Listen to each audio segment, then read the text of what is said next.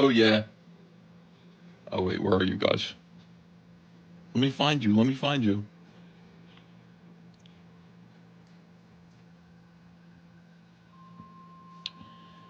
On my iPad. There you are.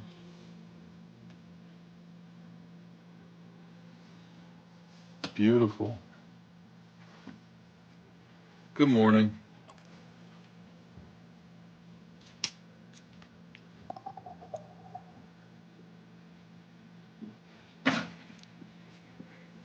All right, let's get caffeinated.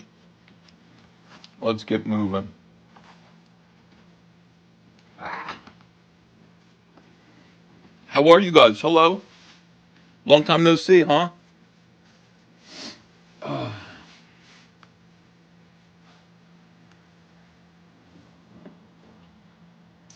I got this. Shout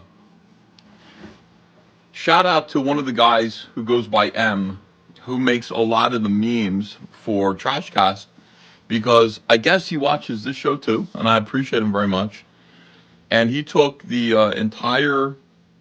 I should upload it right now. I'm gonna upload it right now. Hold on, I'll be right back.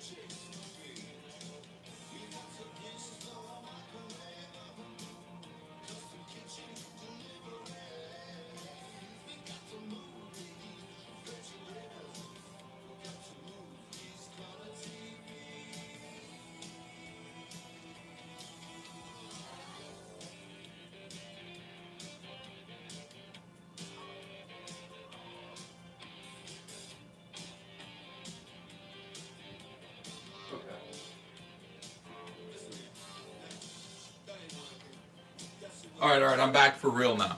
All right, so I just uploaded the video. Hopefully, you'll be able to see it on YouTube, on this YouTube channel, called Drawing an Entire Comic Book Page, parenthetically, Rainbow the Brute. Yeah, M went ahead and edited it all up and put it together in a 4-minute video, and less than 4 minutes, I think. And it's really, really nice. He did a great job. So So that's a YouTube video now. He did say add music to it, but I confess, like I had trouble, I had trouble doing that. So there's no music added to it. It's a silent video, but I want you to silently be in awe of what we did together. You know, there doesn't need to be music there. There was music here. Oh, and plus, like, I monetized it, so if I added music, then maybe it would be a problem, but I know what you'll say. You'll say, get some free music. I guess I could, you know, but it would be gay. Hi, folks. Obi-Wan says, I feared Ethan had abandoned us. I think I was only gone for 24 hours. Somebody said Ethan has been missing for 24 hours. I want you to imagine what it would be like without me, like what the internet would be like without me. I hope that, like, you know, me taking a day off and just chilling out, I was not feeling well, would make you appreciate me more. Did it make you appreciate me more? Hold on a second. Too long to watch a video about me drawing? 4 minutes, 3 minutes? All right, hold on, let me lift this up and zoom in a little bit more. We're gonna be working on finishing this panel today, and then this one as well. It would be desolate, says Obi-Wan. Thank you for saying that. It's very kind. I tuned in last night. Now, some people were critical of me for missing John Malin's launch stream for Black Riding Hood 2. Let me explain something to you. I was in our private DM thread, and I must have said, I said, John, like, when are you launching? I need to know. Because I got to plan my life around it, you know. If, like, I want to be there for, like, John and Shane and whoever else, like, in Comicsgate Kings, you know, that wants to launch a comic. He never answered me. So, I don't know.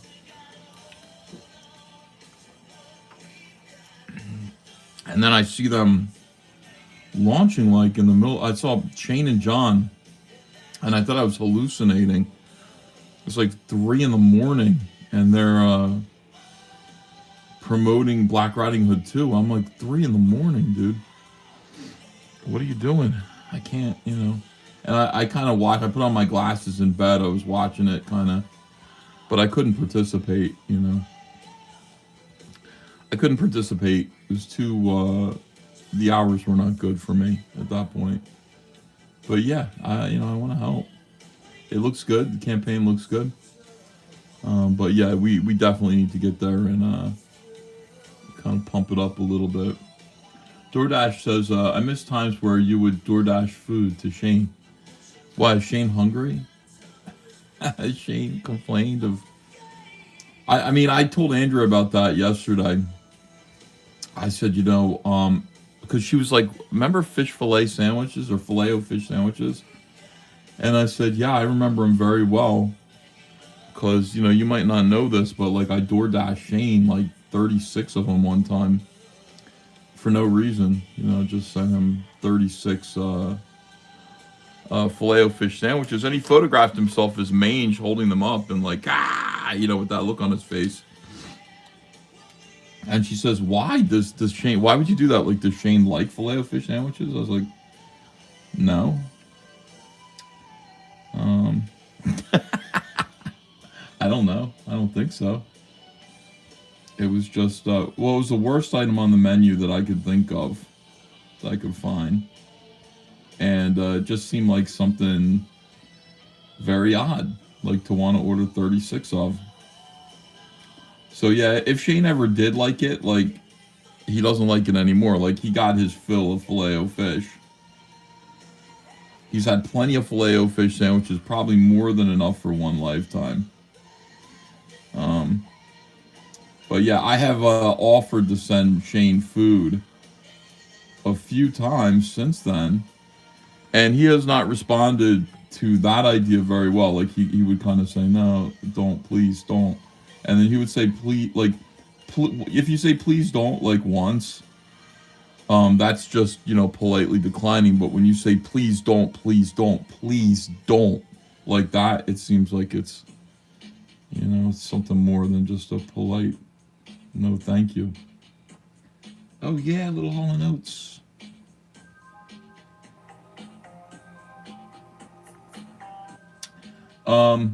So what did I miss? I did not watch the Super Bowl. I was with you guys, but there have been so many people talking about Bad Bunny that today. Oh, hello, Star Wars Lego Rob. Thanks for $2. Oh, let me just try to get money off of you guys.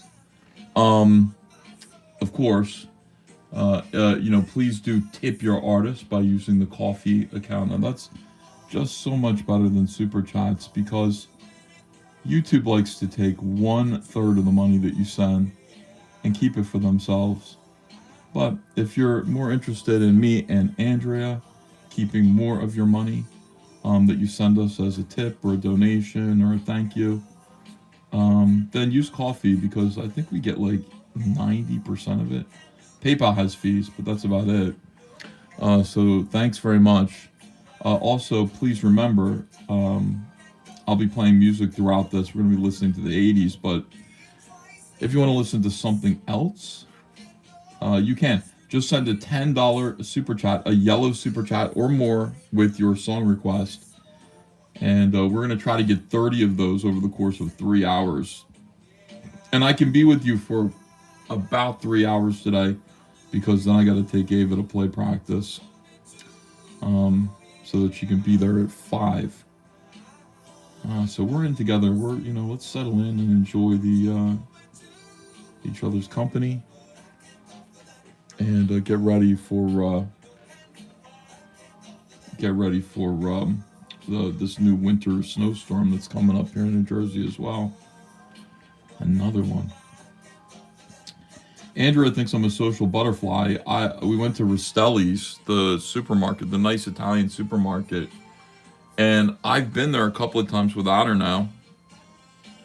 And I decided to start being, take my tip, take it, says Glitch. Thanks for £2. Appreciate it. I've been there a couple of times without her, and I decided, I have this warm sense of community about me now, where I'm like, I love Marlton. This is like where we live. And, this is our supermarket. These are the people that we see every day. So I kind of got to know them a little bit. We're always kind of friendly with the people behind the counter at the prepared food booth, or whatever it is, at Rastelli's. And I would just kind of say, we talk, we chatter, because they see me with Andrea. And I was just like, what's your name? And I talked to them a little bit.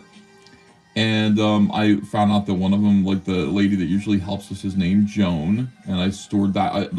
I'm somebody who used to forget names as soon as I'd hear them, because people would introduce themselves to me at conventions so much, and it was just too much information for me. So, if you told me your name back then, unless I had to work with you or something, that name I would forget it almost instantly. Really, really inconsiderate. But I'm trying to be better than that now. I'm trying to be a little bit more social and kind, I think. Conscientious. So I remembered I said Joan, and I thought about Stanley's wife. Joan. I think her name was Joan. So that's the tool that I used to remember her name. So there's also a big black dude who looks like he used to be a linebacker for the NFL. Who works there. He's smiley, good guy. So when I saw Joan, I got her name. I didn't tell Andrea that I knew her name. She's an older woman, and then she wasn't there. So Super Bowl Sunday, I'm at Rastelli's, and the black guy is there. And by the way, I don't know the black guy's name. I realized that. I never asked him what his name was. But I talk to him all the time. But he's there working Super Bowl Sunday all by himself. And I say, hey, man, I can't believe they've got you here all by yourself. Where's Joan? And he, lit up because I knew who Joan was. And he goes, oh, she's on vacation. And I went, oh, yeah? And I went, okay, well, I can't believe that, they don't have help for you here. But anyway, we went back today, and I was there with Andrea. And I said, who do you want in the, who do you think is going to win the Super Bowl? And he said, the Niners. And I went, yeah, right, the Patriots. I'm sorry, New England. So I went, okay, the other team, other than he says, well, who do you think? And I said, I think it's going to be the Seahawks.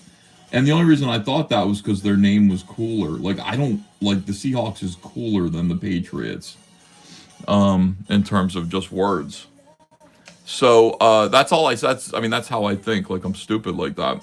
But he said, "Oh, really? Okay." So today I went back and Joan is back from vacation. I was like, "Hey, how you doing? How's your vacation?" And she was like, "I didn't know that you knew that." Anyway, we had a nice, happy conversation there. And Andrea looked at me, what the hell? Like, how do you know all our neighbors now? And I introduced myself to the guy across the street too. We helped plow his driveway with a snowblower. Found out he was a musician and a teacher and everything. We're getting to know our neighbors. And then the black guy was there, and I said, "I know how you're feeling today." And he's like, "Yeah." I said, "I told you." Andrew's like, "God, what's going on?" I'm making the effort now. I'm making the effort to get to know people and to have them know me too. Yeah, I like that the Seahawks won. So anyway, everybody today, that was a long way of saying, everybody today is talking about the Super Bowl. But mostly our community is talking about the halftime show because conservatives got together and Turning Point USA decided to do like an alternative Super Bowl halftime show. And it's a fine idea. I think it's a good idea. But what's really sad is that like there are so few liberals have been so effective in demonizing conservatives that like there's almost like nobody who's willing to come out. Like you'd have to be kind of crazy. Your career is over anyway. In order to come out and just be like, yeah, I'll play listen, I'm a Republican. I'll definitely play this halftime show for conservative Republicans of Turning Point USA, especially considering the fact that like Charlie Kirk is so important and such an important part of like the landscape of the media right now. People are all talking about Charlie Kirk. And I said, it's pathetic that all we have is like Kid Rock. I mean, no offense to Kid Rock, but like he sucks. Like, I'm sorry, like if you're a fan, but like, holy shit. It's like only Fred Durst. I mean, now you look back at these guys and, you have some warm fondness for like the early aughts, but man, I hated Kid Rock back then. I'm like crushed to find out that he votes the same way I do. Joe C. Andrew was impressed at your social skills, says 200 Watt Studio. Yeah, I said, see, I said, you notice how I made them all smile? Listen, that's what we're trying to do around here.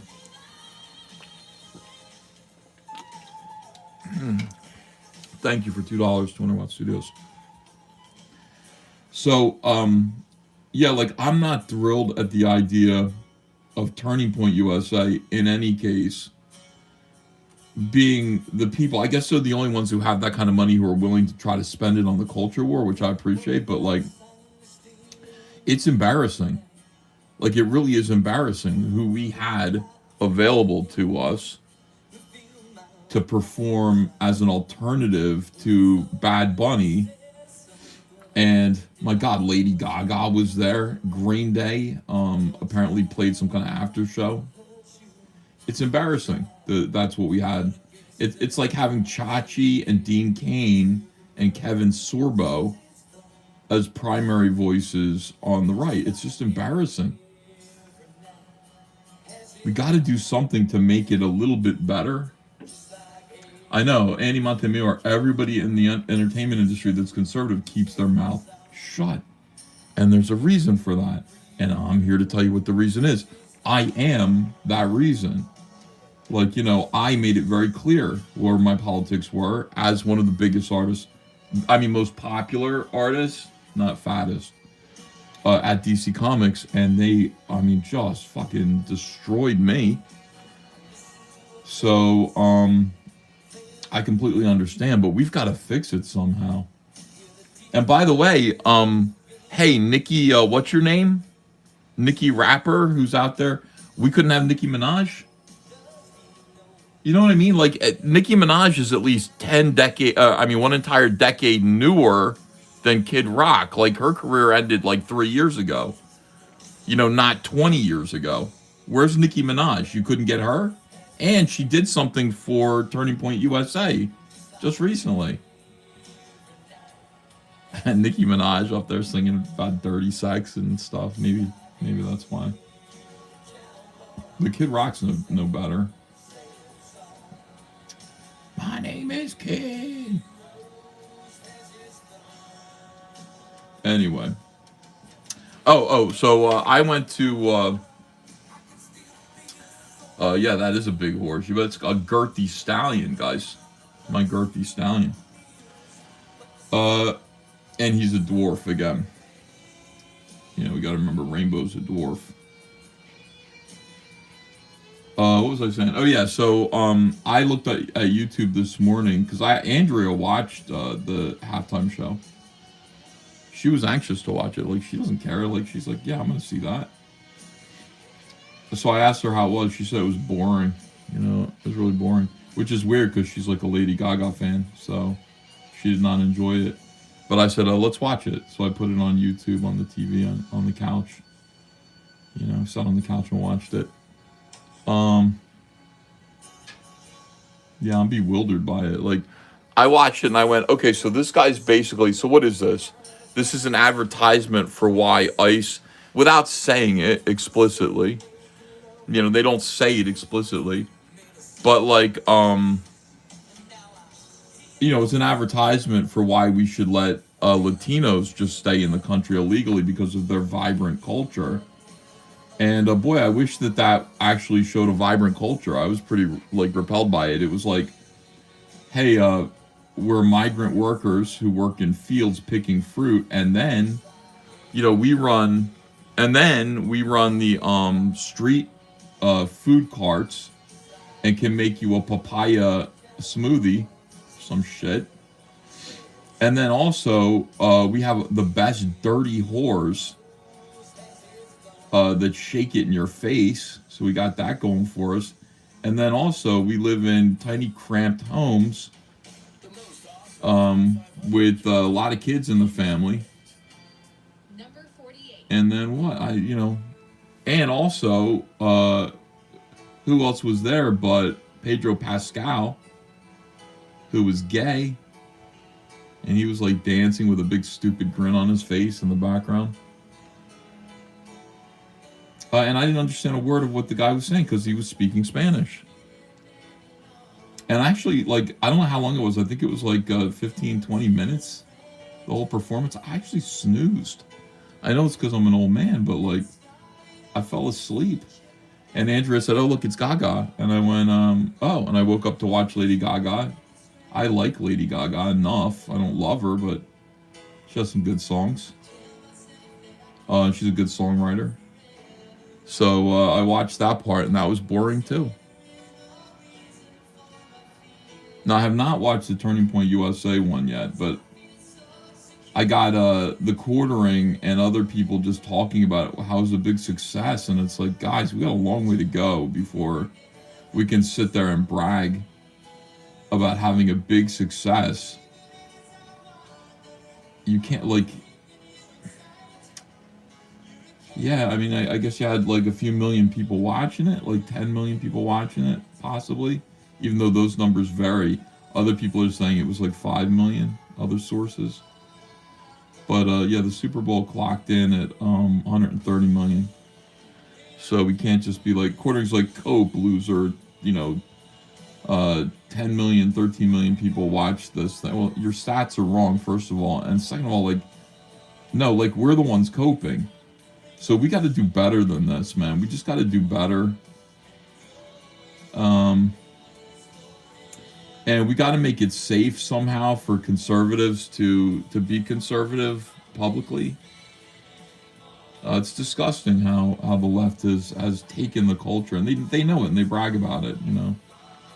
They absolutely boast about the fact that they own the keys to the gates of the culture, and that conservatives will never make them. You guys will never have the keys to the culture, and it's disturbing to me. Doesn't mean I'm going to make a bunch of videos about it. Maybe I will. I don't know, man. I don't know what I'm supposed to do about it.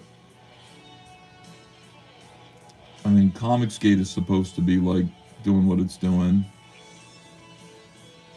but yeah, it does. It does infuriate me, and it feels like it's part of my job. And somebody's like, yeah, but that's like incredible that we were able to do this, and I agree. It is incredible. We should continue to do it and try harder. Um, but we do need to actually. Turning Point USA could do better by creating institutions to recognize good creative people, young people who have talent, and pay to nurture that talent and display it somehow, the way the left does. The left's Hollywood, it's like there's got to be a way to be a singer or an actor or an artist, a dancer, a songwriter, musician, and get paid from institutions that are owned by conservatives. And until that's the case, I don't know what we're doing. I don't know we have no right to complain. We make no investment in creativity at all.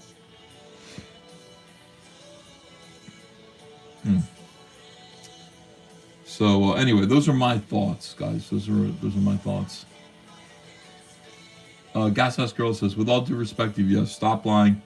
It's so unchristian-like to lead your subs about trash cast and then shit on them. Be a better human being. Yeah, I talked to Andrew about that in the car too. I said I owe them a trash cast, and I got to do it. I got to get back to figuring out what Eric's talking about. And then I don't know if I'm gonna do the Aaron M. Holty thing. Everybody's sending me messages about Aaron M. Holty, like he matters. Like he doesn't matter at all. Eric matters in the sense that like he's encroaching on and trying to turn again like this little corner of indie comics into whatever he thinks it should be. Like I'm not sure, but D Artist says, now seriously, how are you? We were worried. Todd Rungern, can we still be friends? Thank you, D Artist. How do I sound? Do I sound okay? I'm okay. Telephone. All right, let's get your song right up for you here. Thank you, D Artist. Yeah, it's like Eric's lies matter, says Rhetorical Giblet. Yeah, they affect my life and my world and my cause. Whereas, Aaron M. Holty is a desperate, weird cock, I don't think he matters. He mattered to Nick Rekieta, I think, for obvious reasons. But not me. So let me ask you, like, if I just don't do anything, like if I'm not on social media for 24 hours, you guys get really concerned. I mean, that's really sweet. I appreciate that.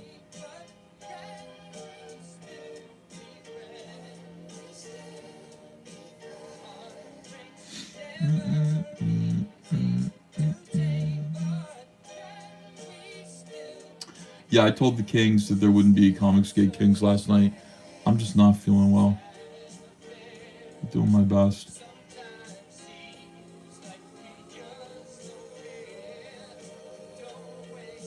And of course, we can still be friends.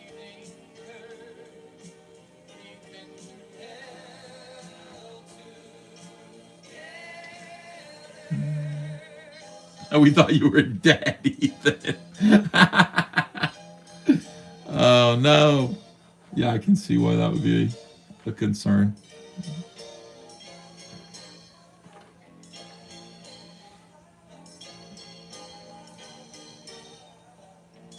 I always wanted to fake my own death just once. I couldn't do it because anybody who... Like, I couldn't fake my own death because, like, I really love people who would be concerned, I love those people. And too many people would be excited about it, and I don't want to see that,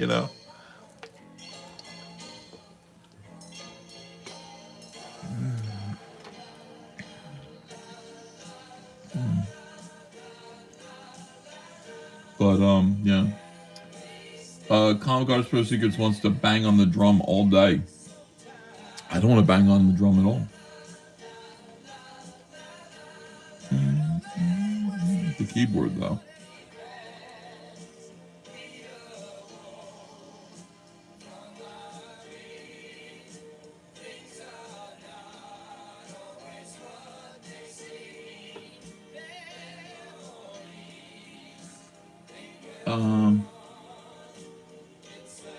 Hude says it's a Todd Rundgren song. I know I'm playing it right now. But she chose the song for a reason.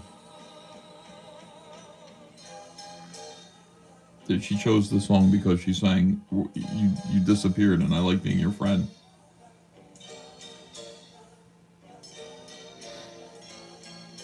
See, there's a message. There's a method to the artist's madness. Philip Michael, thanks for $2. Leighton Gaze here. Sean says, get some tips from Kelsey. I'm never going to do that to you guys. I really didn't think it was that big of a deal.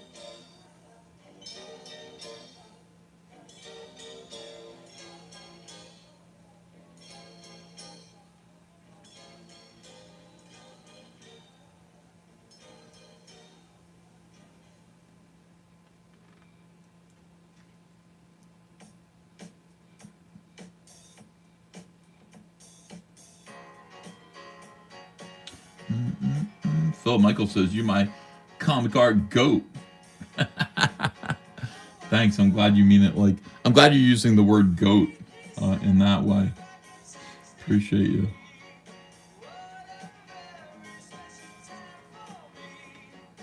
But what a night.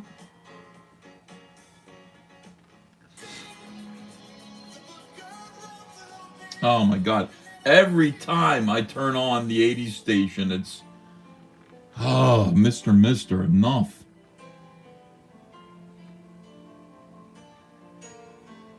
I used to like that band a lot in the 80s. In fact, they were one of the first cassette tapes that I bought for myself.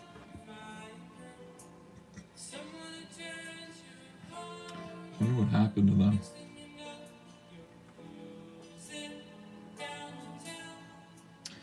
Yeah, I got really involved today also in reading about how the Sphinx used to have a lion's head.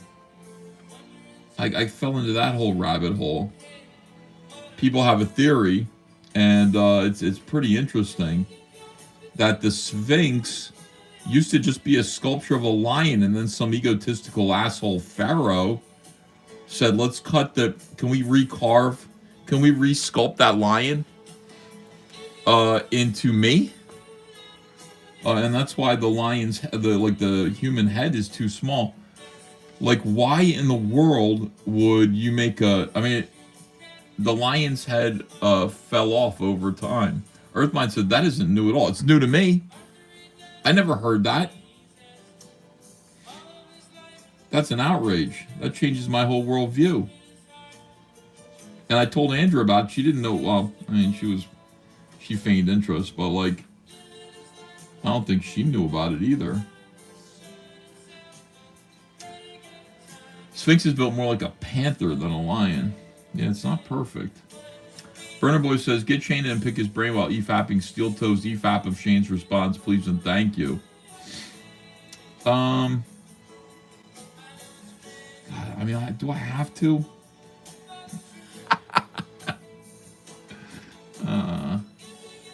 If I were going to do anything about Steel Toe, I would have to grift off it big time like him and show him how it's done. I would have to ask you guys to pay for it, to actually pay me to do it. And I don't want to do it. I do not want to hear some cocked out retard, some sad, pathetic, desperate bachelor now, whatever, his wife left him, talking bad about me. Why would I want to hear that? Here's the thing, like, I got enough places on the internet and enough people trying to destroy me and ruin my life, who hate me and spread lies about me. I absorb as little of that as humanly possible. I really feel like allowing yourself to be subjected to, that's why I started blocking like war campaign and stuff. Allowing yourself to be subjected to that level of abuse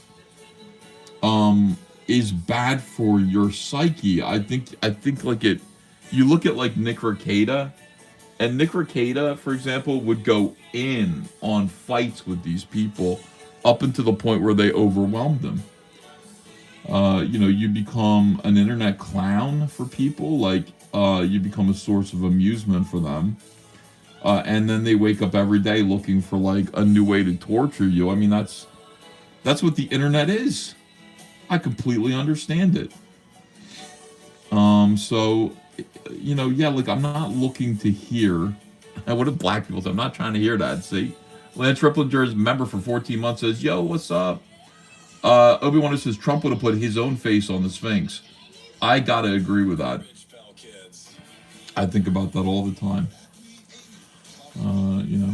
Trump putting his face on Mount Rushmore. I think it's a Trumpian kind of thing to do.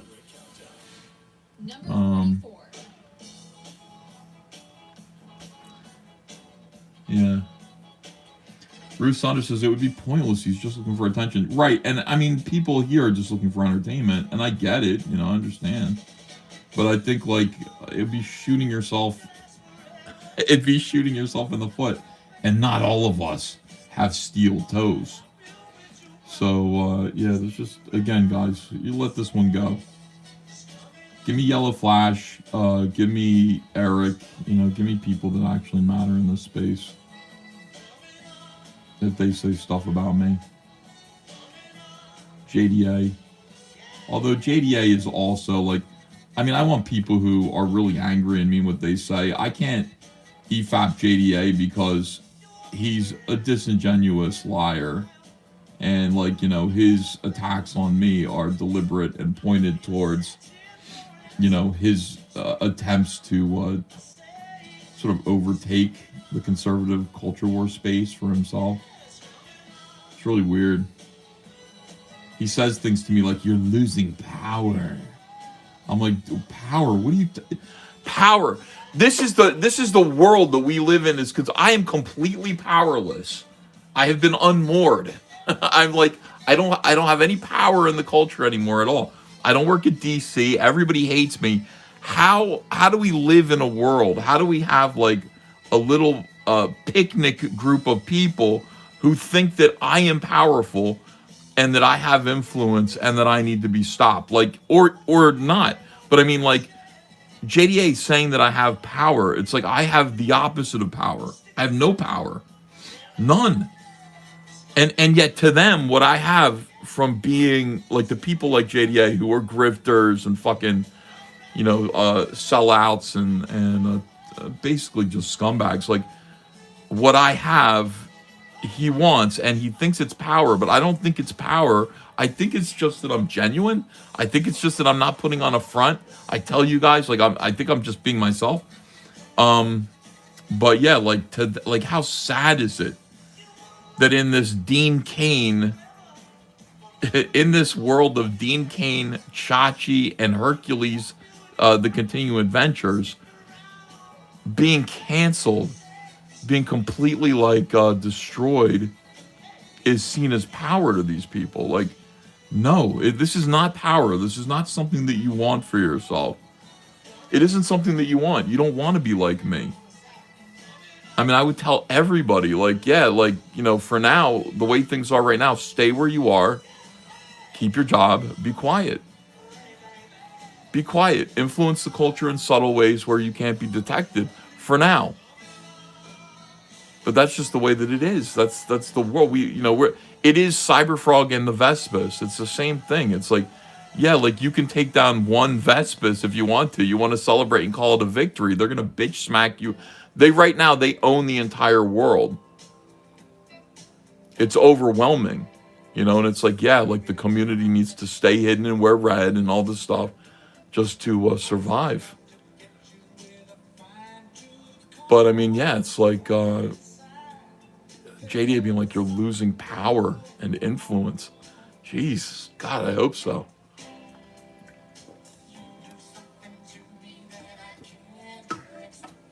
Don't be like me, kids.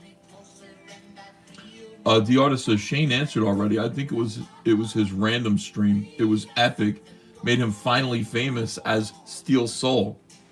Okay, good. Let Shane do it. I appreciate him.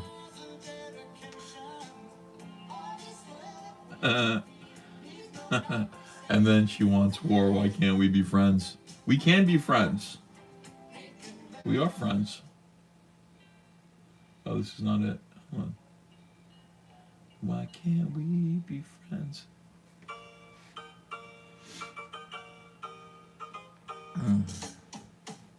But it's just a weird thing. Like, yeah, Ethan, you're losing power. It's like, boy, I guess. But that's like what we have. Like, I mean, if we were as with it and together and sort of relevant as the left is in the culture, nobody would ever mistake what I have for anything like power, you know?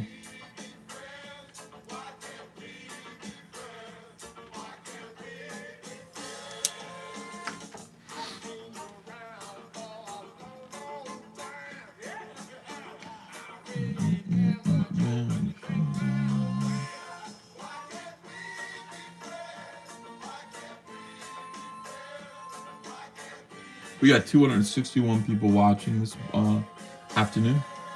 Hello to you all. Thank you.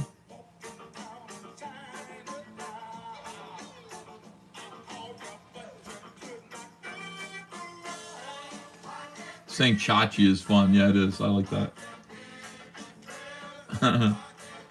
Steven De La Vega goes, Cyberfrog's story better and happier. Well, Cyberfrog's story has to explore a future which is yet unknown to us.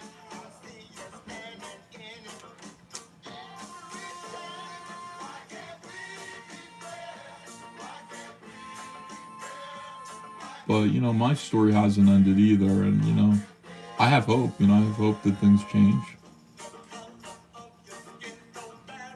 And my feeling is that, you know, what matters are comics and stories. And nobody can stop me from making those.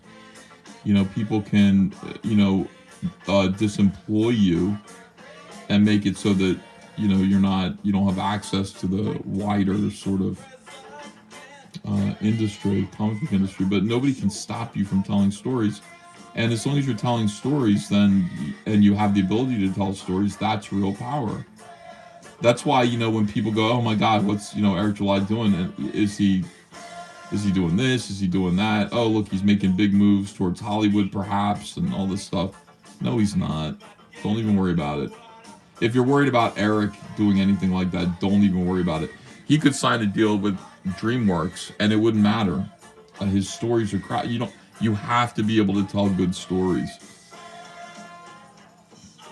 Eric, like, literally has nothing up his sleeve. Nothing. Because he just doesn't have any characters or stories.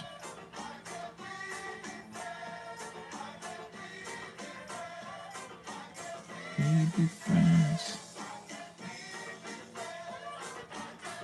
Do you reference your horses at all? They're looking good. No, not really. I practice drawing horses a little bit. My horses are not great yet, but these are all just drawn from my head, both of these guys. The advantage is because this one is slender and kind of effeminate, and this one is masculine. You can fudge the anatomy a little bit in making them either super muscular or super lean. Yeah, I'm not perfect at drawing horses yet, but I will get there. Practice. It's all practice. I don't think there was ever an opportunity for me at DC Comics to draw horses. I never had to. You know, I never drew a book that had a horse in it. But, you know, you learn the shapes. And over time, my horses will get better. But thank you.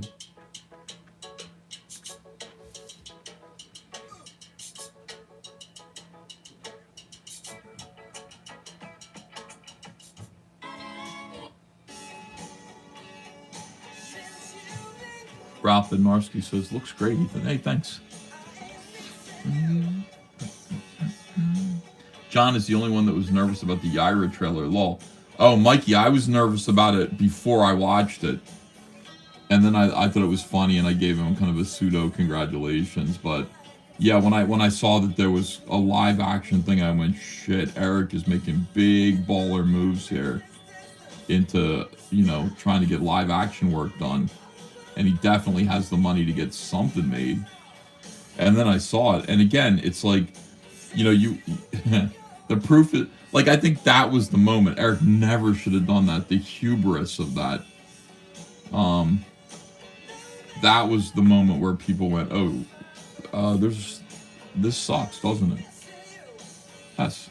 Reading a comic book is hard. Like, most people are not going to read your comic book. Same reason people aren't going to read your script, you know. Too much work.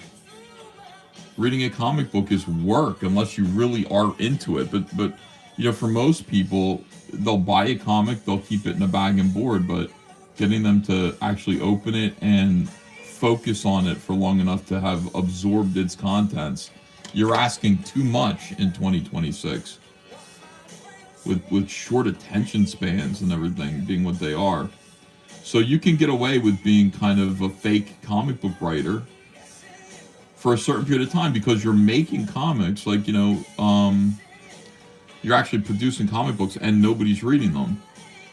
And if they are reading them, they're reading them, you know, like somebody like JDA or Eric, like, those people are already sold on the notion of you being a comic book writer. They're not going to judge your work critically because it's important to them that you're a comic book writer. Or they've already decided you were, because you told them you were. Now, it's almost impossible to do that with art because even artists who are talented, like, say, Narwhal,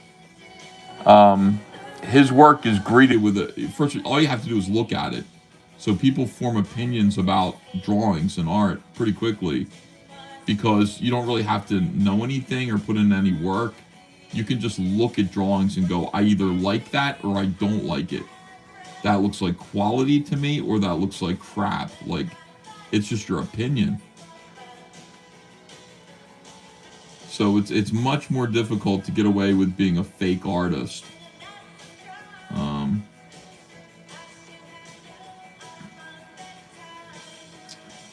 But yeah, you know, you've got these guys who are like, I'm a writer. I'm a writer. The world is filled with writers. And none of them can actually produce anything that's worth reading. And nobody's going to stop them either because that would take work. That would take work and reviews. We did a pretty good job, I think, with Eric July. Just exposing him. I saw some war campaigner go, you know what? If Eric needs to be exposed, why hasn't Ethan done it yet? And it's like, have you watched Trashcast? I think we pretty much kicked his ass upside down. Pretty sure that, like, yeah, like, Eric has been exposed. And everything I said about Eric was true.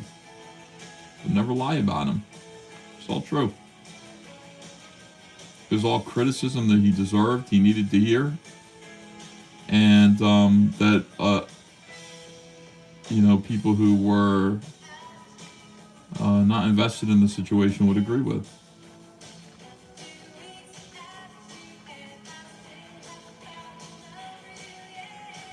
I mean, they lie about me. It's openly lie. But I tell the truth.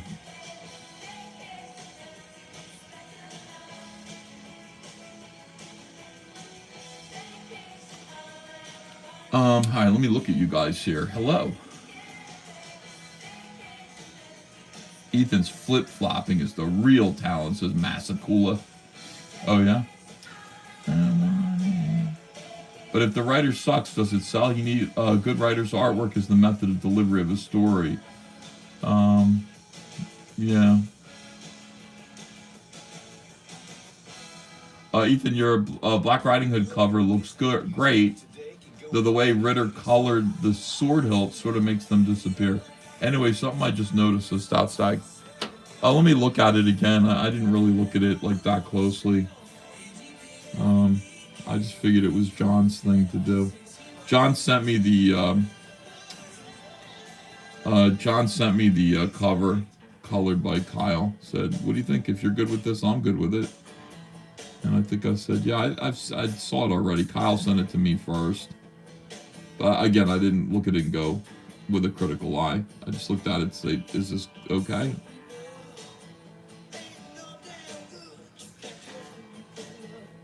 Kyle mostly gets everything right.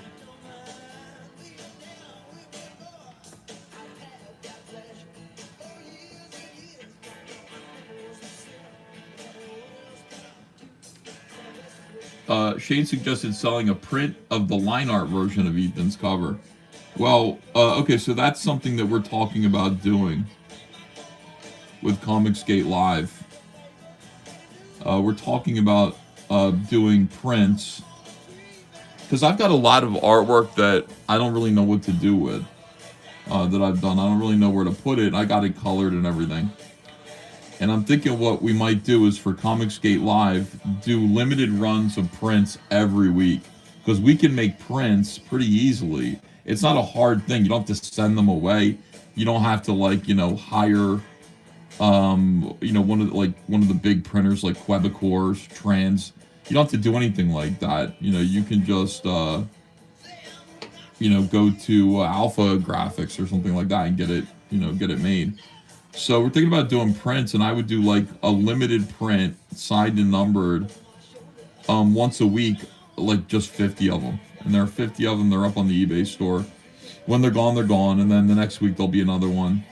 But you just sign them and number them of your characters. And it would be like the comic book convention economy a little bit, like where you go to a convention and you have a new print to sell. We could do that online. So I think that's where Shane's coming from. John and I and Shane talked about it. This is wrong here.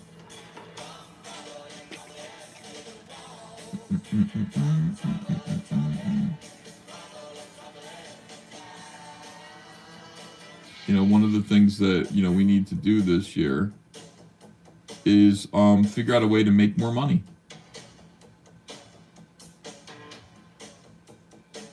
In the process of, making our comics. Why is this dried out? There we go.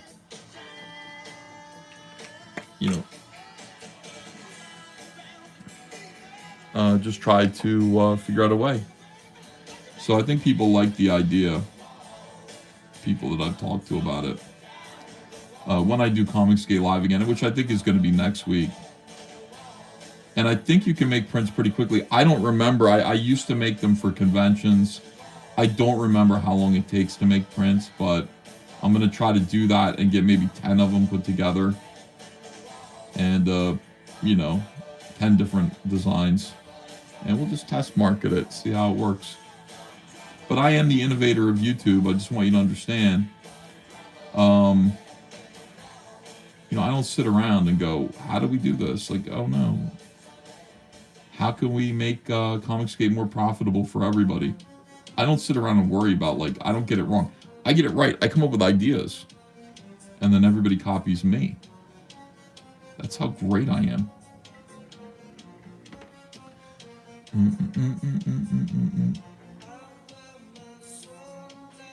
But the key thing is to keep them very limited. There have to be 50. You have to know your audience. Like, if you're a smaller creator, you have to know, I'm not going to sell 100 of these. I'm going to sell 25 of these. And you have to be aware of that. If you overprint them, if you make too many of these things and they don't sell through, then it's not going to work. You have to be able to make just the right number so that they don't meet demand. They sell through and do not meet the full demand. I'm going to try making 100 of them, I think.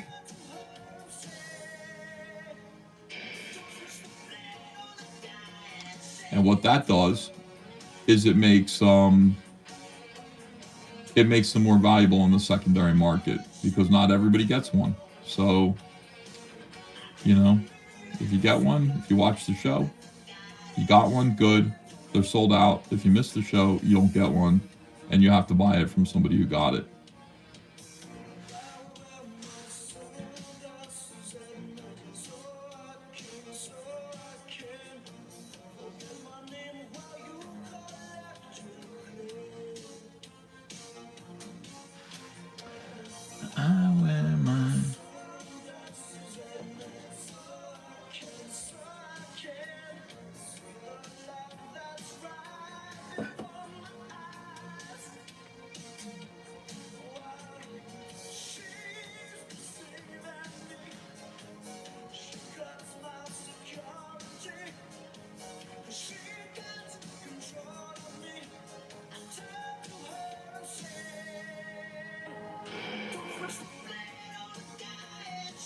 know what? Don't push the blade on the guy in shades. This guy's got sunglasses. Glitch says, any news on the SS card reprints? Yep, they're coming. And we're sending out the next batch this month. They're going out. We've already got them all packaged up and ready to go. Next, is it 5? Right, 5. It is 5. Next 5 cards. And we're going to print with new ones as well. The next 12. I wear my son. Thank you, Glitch343, for being a member for 12 months. The Cool Breeze says, I can't wait for Shane to steal more. Shane was in when I was talking about it. He hasn't stolen it. He's a part of it. I said all of us who go on Comicsgate Live on this show, especially me, Shane, and John, who have the largest audiences and the best IPs, I think, should have a print ready to go every week. You can't just promote comics all the time. The campaigns are over. Campaigns are done. I mean, it's nice to promote the comic book campaigns, but like, we're working on the comics. So in the meantime, what do we have to offer people? What can we sell them right now? That's the question. And, by the way, and what can we sell where we can keep the money? You know, it's like you do these campaigns, and it's like you can't spend the money, dude. So how can we? If you do prints, you can keep all the money. It's all profit.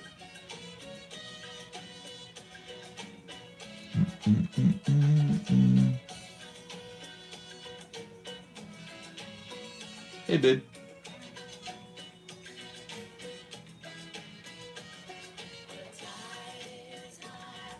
How long have you been down here? I didn't even know you were here. 20 minutes? You've been here the whole time? You are so quiet. Are you serious? Yes. Oh my God. I'm so focused on my work. Did you hear me talking about you and the Sphinx? Yes. Oh my God. You're so funny. I just heard humming behind me, and it was Andrea sitting on the couch. So yeah, we're going to be doing prints, and we'll be able to start doing that fairly soon, I guess. I haven't chosen my local printer yet, but we'll do a little research into that. Andrea's a ninja. She is.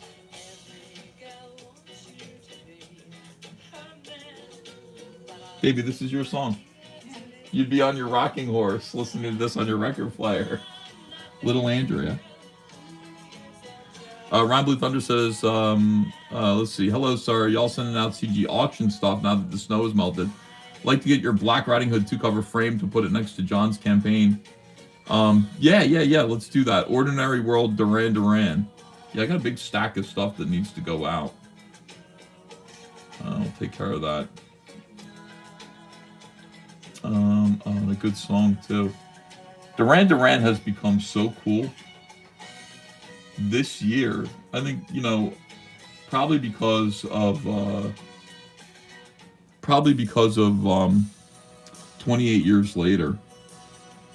Suddenly, like, people are like not afraid to say they like Duran.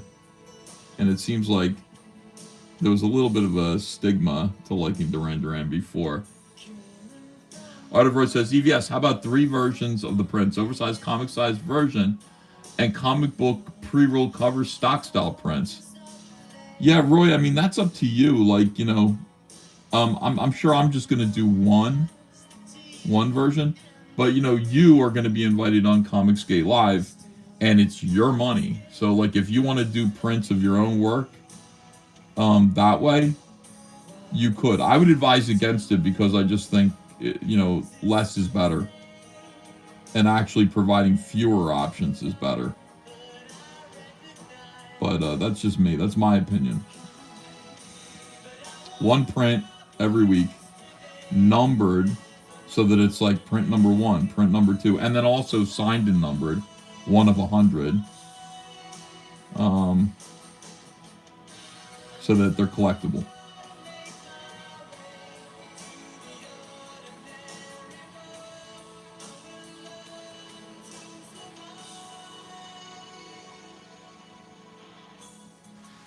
David Lynch directed a Duran Duran concert film. Did you know? I did not know that. So Duran Duran's always been cool.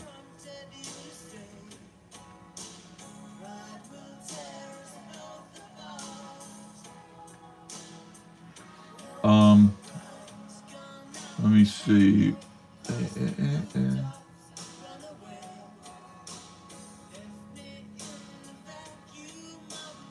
So I try to make my way to the ordinary world, I'll learn to survive. David Lynch's family is selling his studio stuff on eBay right now, says Ozhead. I hate being broke. Yeah, but it's like, it's all stuff that's like irrelevant to him. You know? I would want something like, this is the pen that he used to write with all the time. You know what I mean? I want something that's his, not just like the, you know, one of the articles that was, here's a t-shirt, you know, that he had. Maybe one of his shirts. You know what I would want if I were David Lynch collector? Maybe like an ashtray of his with a stumped out cigar that he used in it. Because he was known for like smoking, not cigars, cigarettes. He smoked cigarettes. So I think if I were to have something like off his desk, I would want to buy his ashtray that he used. Because he's so connected to like smoking cigarettes and smoke all around his head and stuff.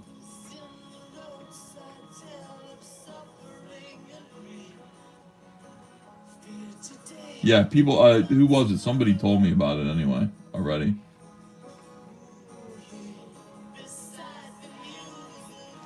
Ethan just wants his DNA to clone him.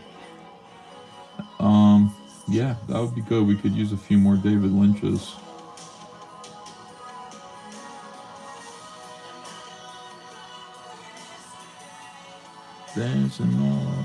What is this? We got 3 out of 30 super chats, and how long are we into this?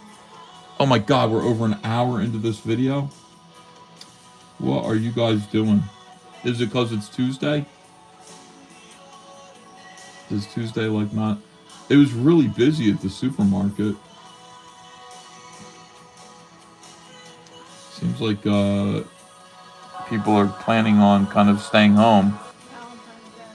Valentine's Day is coming up. It's in 4 days.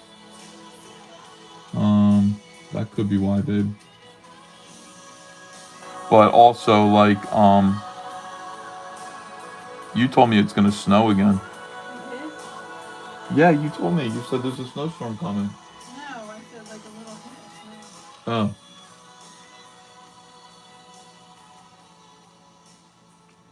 Sounded like it was going to be bigger than that. No.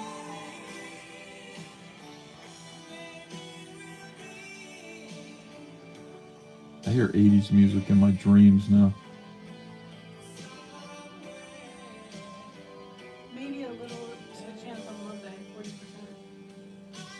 Oh, this coming Monday? Okay. I think it's all gonna melt.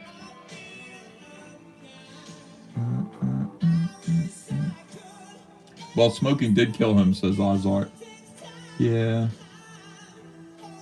You should have known better. Smoking is one of those habits that's awful, but it makes you look cool. My kids are like, smoking is cool. I have to admit, when I see somebody like smoking, somebody who's like crack skinny, like, and dressed in like goth clothes, I'm like, man, you are cool. I think of Grant Morrison, you know? Grant used to smoke all the time in his pictures. I'd be like, man, you look like a rock star smoking a cigarette. Michael Fetter Show says, sir, you just told everyone, thanks for $10, by the way. Sir, you just told everyone that your coffee account gets more of a percentage of return. and yet you want people to send you stuff here. Comicsgate is like confused, maybe. Michael Fetter, that's a fair point, but wait, is it a fair point? Well, I mean, it depends. Like, am I getting a lot of coffee donations? Let me look. I haven't looked at all. No. I got one.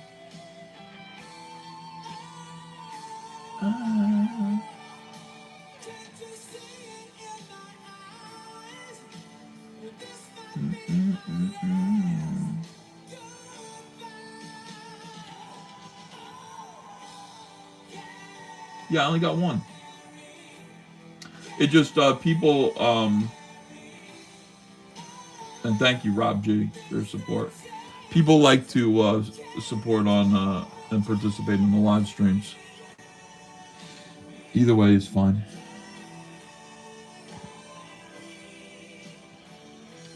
Yeah, Rob, thank you. Yeah, shout out, thank you. Shout out, much love. Appreciate you. We need to get Aaron Lepresti to draw Ms. Modoc, says Darren R. Wagner. I think he would. His Hulk drawing that he posted is really good.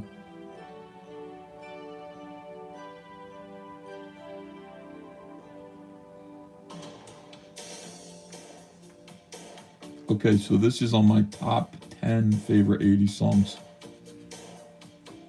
list. OMDs, If You Leave. And I will tell you, we had MTV in my house for a very short period of time. When my dad had a client, it was a cable installer, and he gave us cable for free. Came over and installed it. This was like in the 80s, 1986, I guess. And I remember being downstairs looking at the TV in awe while this guy connected a box to the TV. And as soon as it was connected, a pair of big soapy breasts appears on the TV, and there's some harlot taking a shower on the screen. And my mom, I've never seen my mother move that fast to shut it off. I mean, it's just a big, I didn't see them in 1986, big boobies. Prism. Yeah, it was the name of the cable. Do you remember that? Oh my God. We had it for a little while, and my mom said, turn it off. Get rid of it. But we had MTV, and this song, and Madonna's Live to Tell, and like, there's something about you, Level 42. Those songs were on heavy rotation on MTV. And so I used to be like, this song sounds gay. But I appreciate it now. I like it now.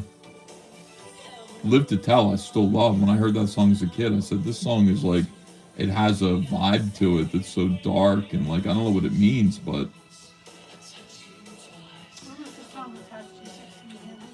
What? Yeah, 16 Candles, was it? If You Leave? Or was it Pretty in Pink? Pretty in Pink. It was the Molly Ringwald movie.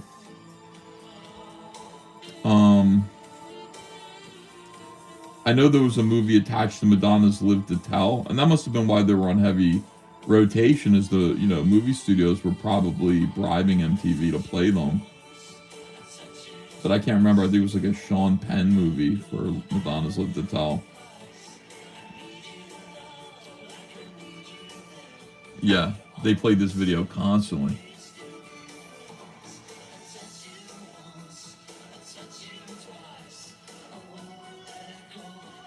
Yeah, I mean, it was Cable was showed. Did I not tell that story well?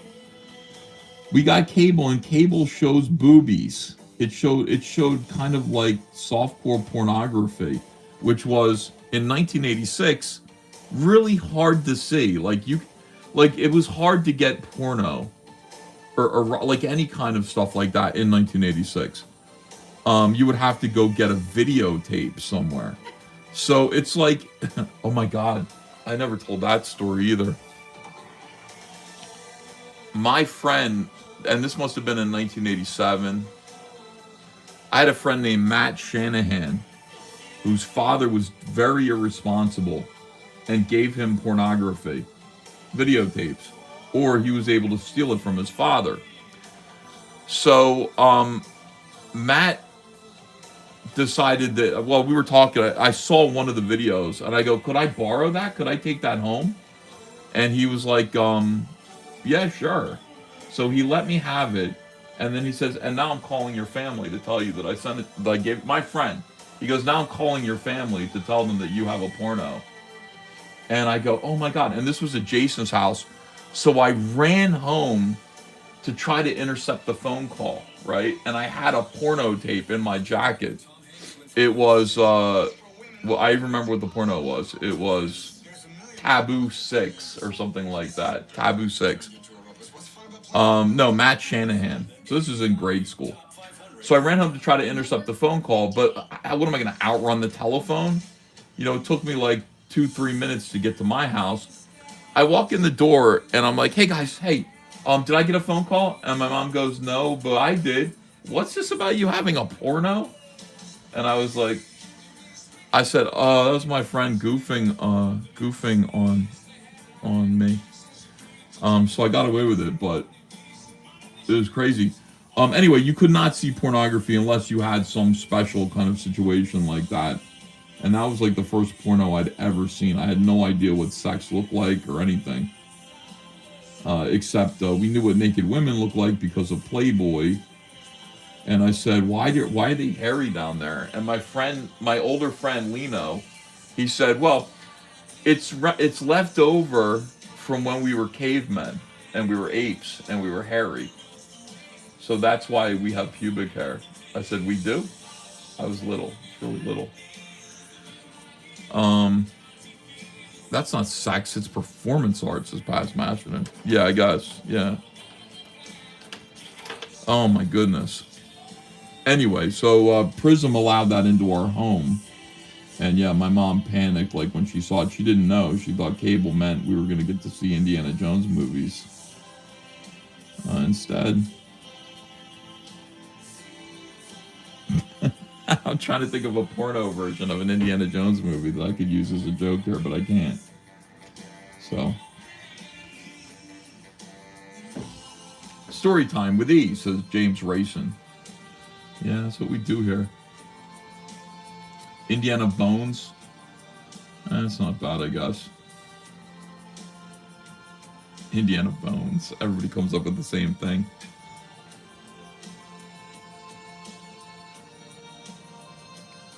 Alright, here's some research I need to do right now. Because we were talking about this in the car. And this is important. Alright, ask anything. Tony Basil's Mickey. What about it? Is it about Mickey Dolenz? No, not Bolins. Is it about Mickey Dolenz from the Monkees? No, it's not really about anyone.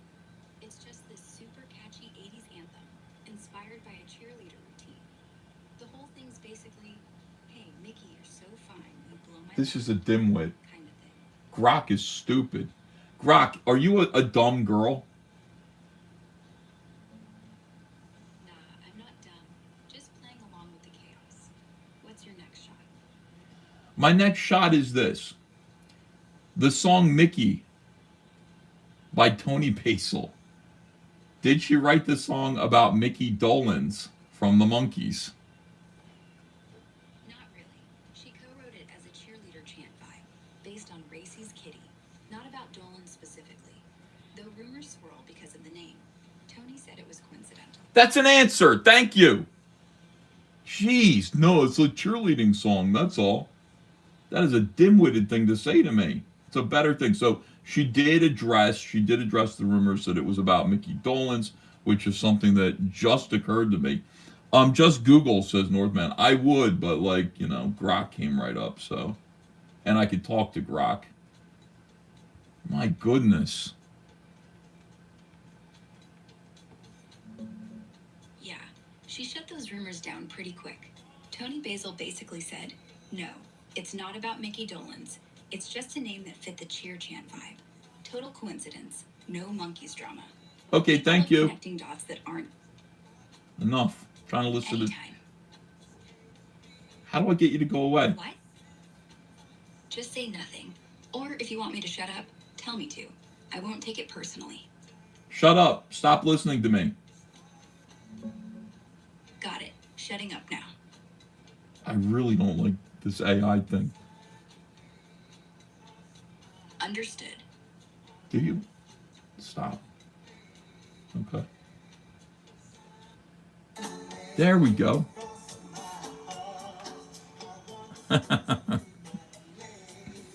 Alright, I had to press stop on it. It's holding a conversation with me. Did you hear that? What do you think? Was I rude to Grok? Was I just very rude to Grok?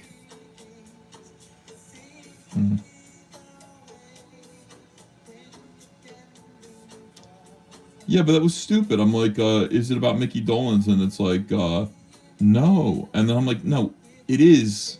Or at least there's like somebody had to have mentioned that. Tony Basil was like a dancing, like she would do choreography in the late 1960s and ran in the same circles on television and the movies as the Monkees did. So, you know, of course, like there aren't too many Mickeys. There's Mickey Mouse and Mickey Dolenz back then, and then Mickey from the Rocky movies. So I don't think it's about Mickey from the Rocky movies. I doubt she's asking Mickey Mouse to have sex with her, because that's what the song's about. Maybe it's Mickey Dolenz. And it's like, yeah, I guess there were rumors about that. Yeah, there are rumors probably because it's true. The guy from the Monkees says, Doug, the Monkees with the, you know.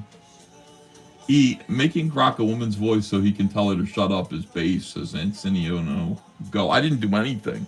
That's just its natural voice, I guess. I like that she's like shutting up now.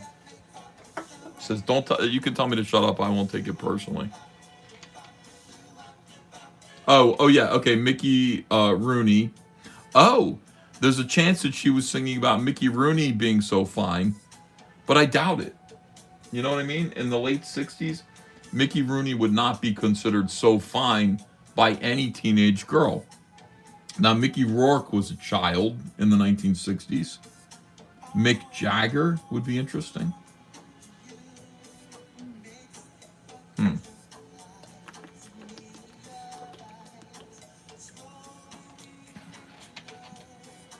Could be Mickey Mantle. That's true.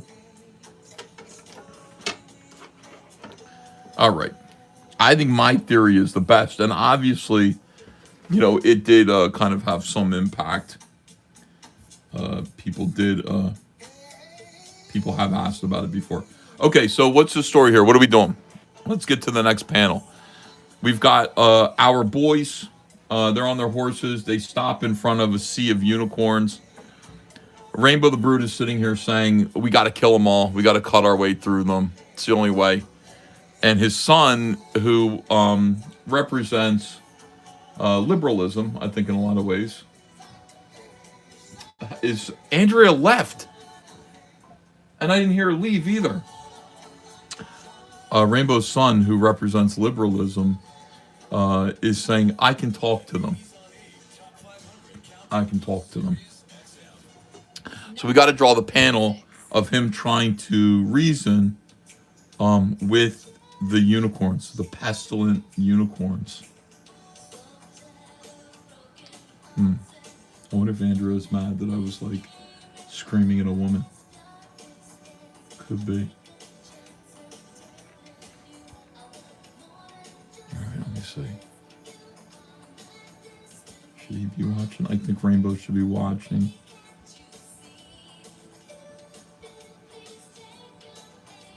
No. In the background, Camera angle. One camera angle for this whole thing. It's got to be him performing.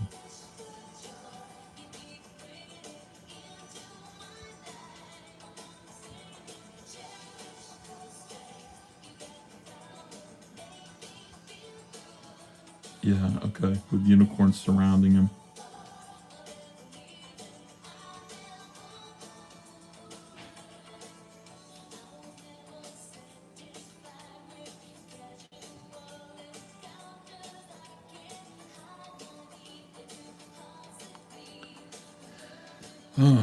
Yeah, like almost like rats or feral wolves. I guess all wolves are feral, but yeah, just surrounding him as he attempts to talk reason to them, to relate to them. These are God's creatures. And then we can have Rainbow in the background here, still on his horse. Or maybe he's off his horse now. And he's just watching from a distance. And we'll put the horses over here.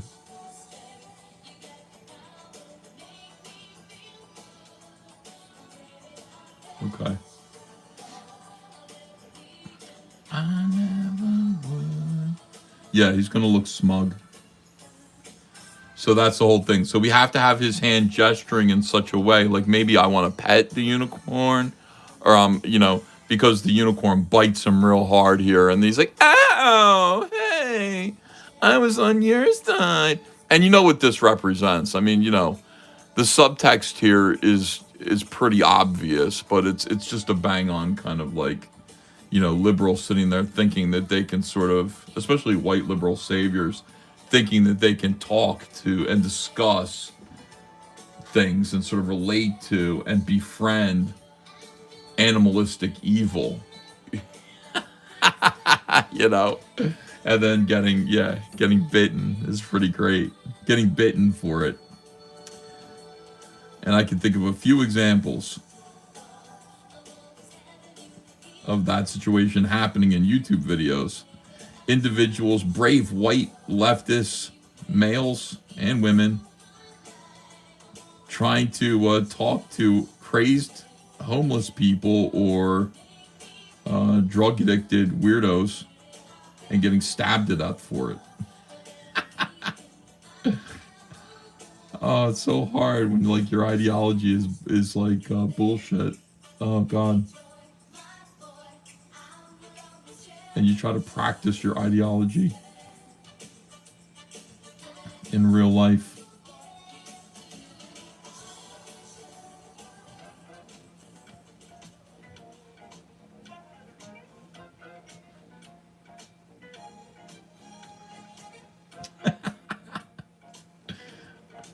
Oh. Yeah, this guy got stabbed by a black guy that he was like, "Can I, sir, do you need help?" And the guy just stabbed him to death right in front of his wife or girlfriend. Ow, ow, ow. And then he fell. Oh, so degrading. He tried to run away and fell over a bench, and the guy kept stabbing him. And his girlfriend just ended up, I think, having sex with the black man that killed her boyfriend. I think that's what happened. All right, you know what? I think he needs to be crouched over, though. He's like bending over, symbolically, like leaning over to talk to them, like to get on their level. That's important. Okay. Yeah, I'm being real smug.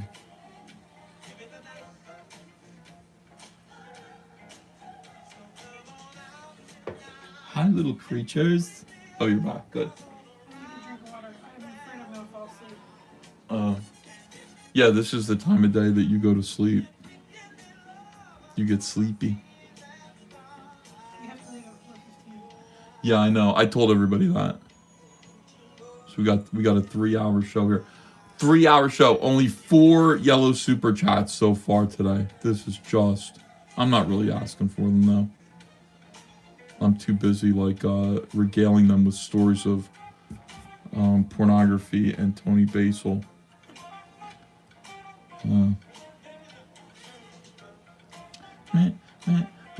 If you're enjoying the show, wow, 322 people watching. Unbelievable. 326.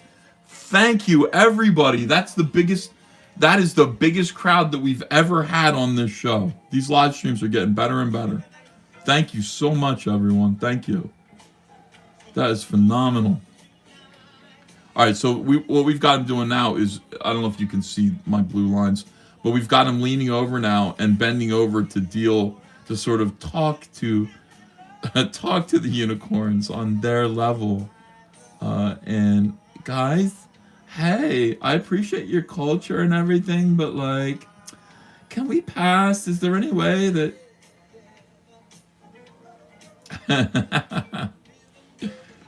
Oh, this is great. All right, so up here, so the next couple of panels above this, we've got them on their quest, on the horses, and then we're going to be over their shoulders. This is how the story is going to be told. Looking over their shoulders at the road ahead. Oh, no, maybe it should be the other way. All right, we're over their shoulders here at the road ahead, and we can see there are unicorns milling about in the road.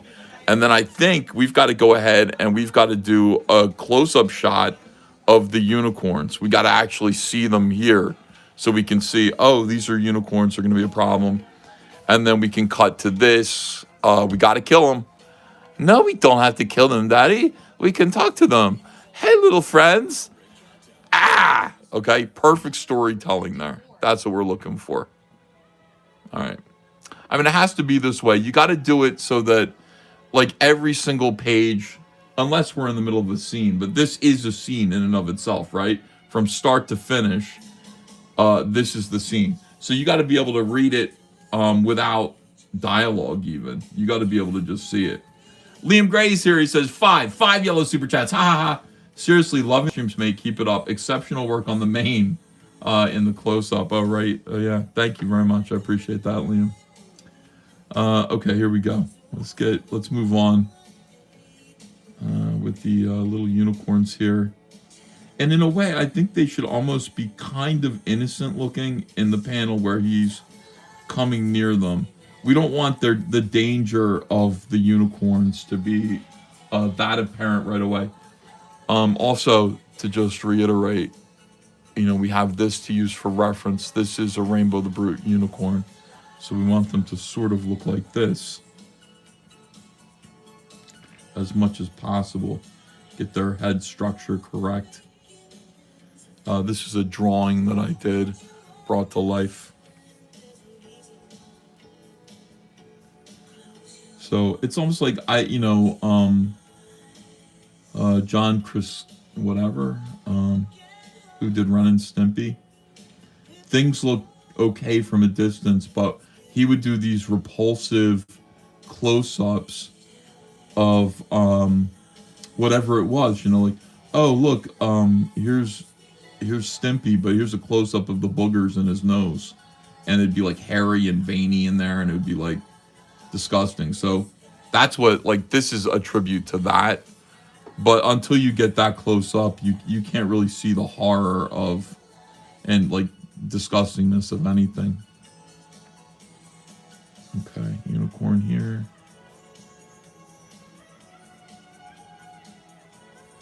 And my unicorns have hooves and rat tails. Like, you should know better. You should know better than to approach them. David L says, I love these draw streams, Kings, and hard art, but I'm jonesing for a trash cast. Are you at least good?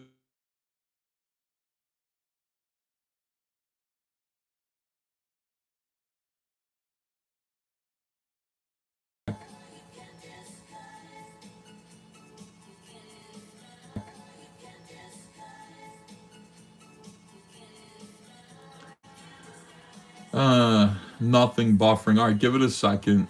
I don't even have video now, I guess. Oh, we're back? Okay, good. Yeah, I shut, as soon as the phone rang, I went, oh no, and I shut it down. Anyway, I was saying, I'm not going to promise anything because I don't know how the evening is going to be. Sometimes I'm just tired at night. I just need to go to sleep. But yeah, I think I told you we're going to do a trash cast tonight in the car, right? Surprise. Maybe it's, yeah, surprise trash. Well, I've ruined it now. Surprise trash cast tonight. All right. Yeah. So yeah, the answer is yes. I forgot that it was meant to be a surprise.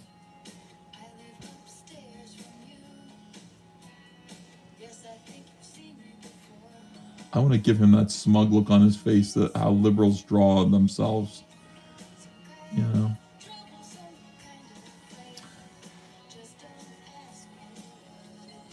John the Beagle says, "Have you ever drew for 24 hours?" Hell no. Hell no. Liam Gray says, "Trivia: original unicorns had the features of goats, but as they become more horse-like, their origins as the horned guardians of virgins has faded." Wow. Okay. I didn't know that, Liam. Thank you for $10. We've got 6 out of 30 super chats. Can we get to 10? Let's see if we can get to 10 yellow super chats for this stream. Yeah, I always thought that. Like, I think unicorns have been kind of glamorized, but they really should be kind of like, you picture them as being kind of goat-like. But, you know, girls, like fantasy posters and things, have kind of changed the image of the unicorn into Pegasus. And Pegasus was like a beautiful horse. So you put a beautiful winged horse. So you put a horn on Pegasus, and suddenly that's kind of what a unicorn looks like, minus the wings. If I might do a breed of unicorn for Rainbow the Brute that does have wings, but they'd be bat wings. David L says, "Thanks, Annie Andrea, for $2. She just smiles over there. She feels bad.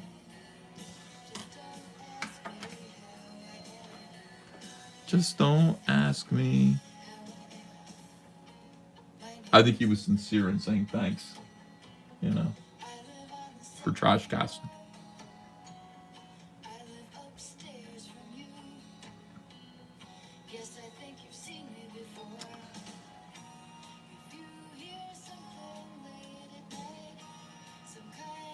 Troublesome kind of fight.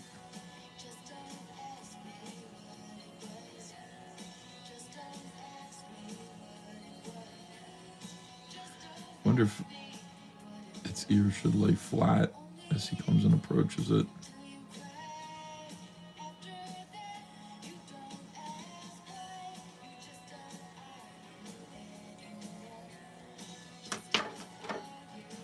Northman says, "Missed my super chat."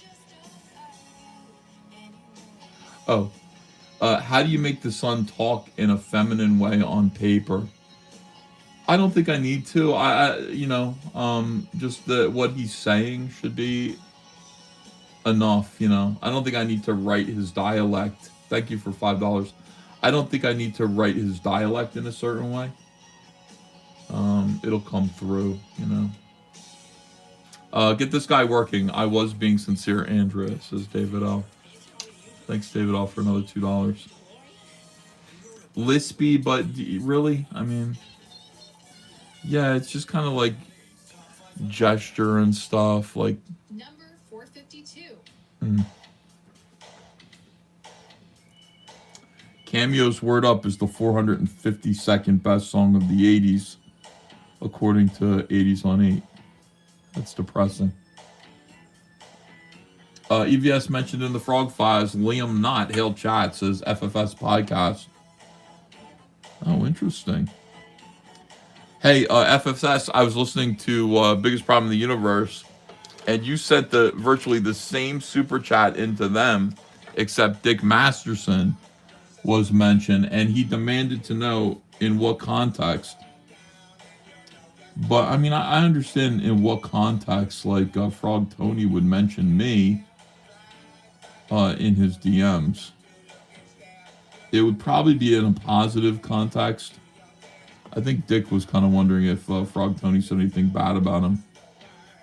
Not that he would care, but I think he was curious about what on earth. I'm pretty sure Frog Tony has nothing but nice things to say about me.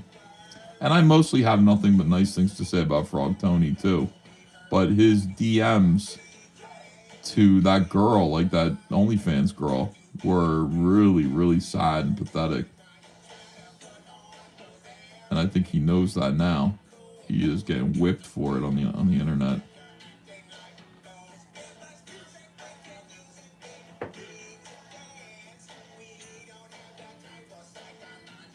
But what do you expect? Like, this is the thing. Like, I mean, no offense to Frog Tony, but like,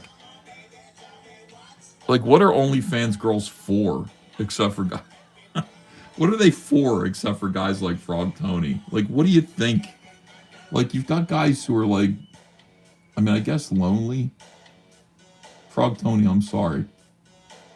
But, you know, it's like, you form a parasocial relationship with an OnlyFans girl, and it exists largely in your imagination, and that's deliberate. Like, it's supposed to do that. Like, they want that. That's their entire point. They just don't want to be bothered, but they do want you to fantasize about them because they talk directly to you and they thank you and, you know, all this stuff. And she was up in his DMs and stuff and was on his show. I don't really blame him for sort of imagining that it was something better than what it actually was. But on the other hand, she told him a bunch of times very clearly that there would be no relationship there. No romantic relationship.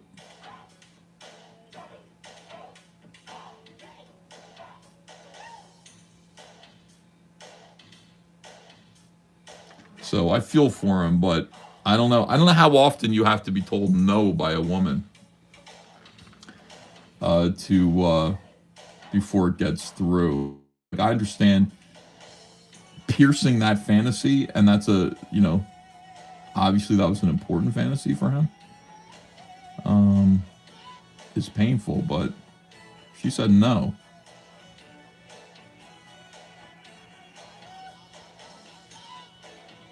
How many times? 65 times, isn't Broby? Yeah, many times.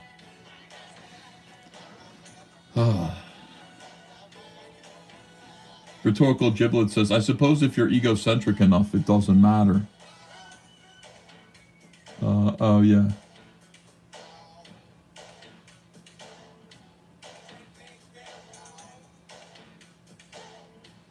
Yeah, but again, like, Hollywood, society have altered the thinking of young men, affected the thinking of young men, that they can convince women. You know what I mean? It's like that. Like a lot of these stories that you see, like Say Anything. A lot of these like Hollywood. You know what? I really like Pretty in Pink. Molly Ringwald. We're just talking about that movie as a good example of like, you know what? No, you're still a dork. And because I mean, Ducky was like had these similar. Frog Tony would be like Ducky from Pretty in Pink in a way, but a little bit scarier.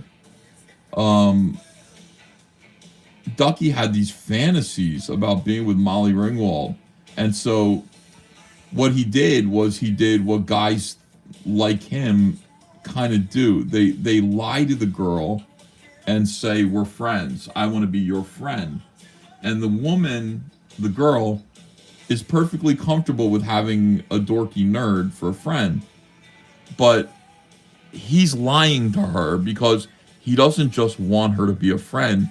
He's waiting for the moment for him to broach a sexual relationship, like an actual relationship.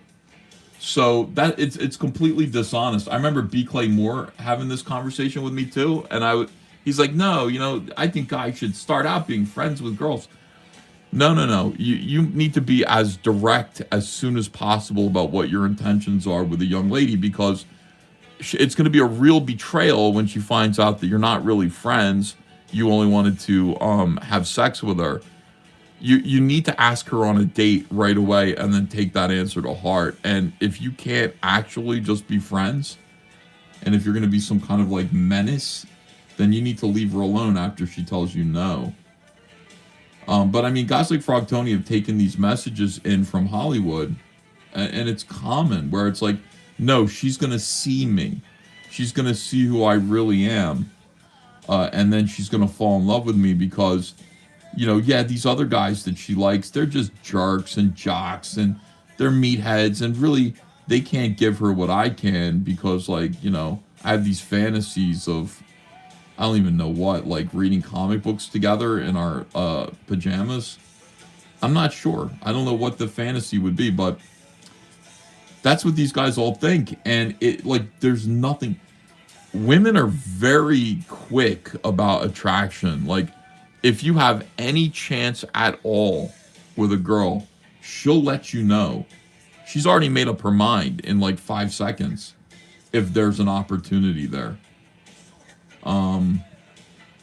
So, thinking that, yeah, I'm going to lurk in the background and be her friend is the slimiest thing that you can possibly do.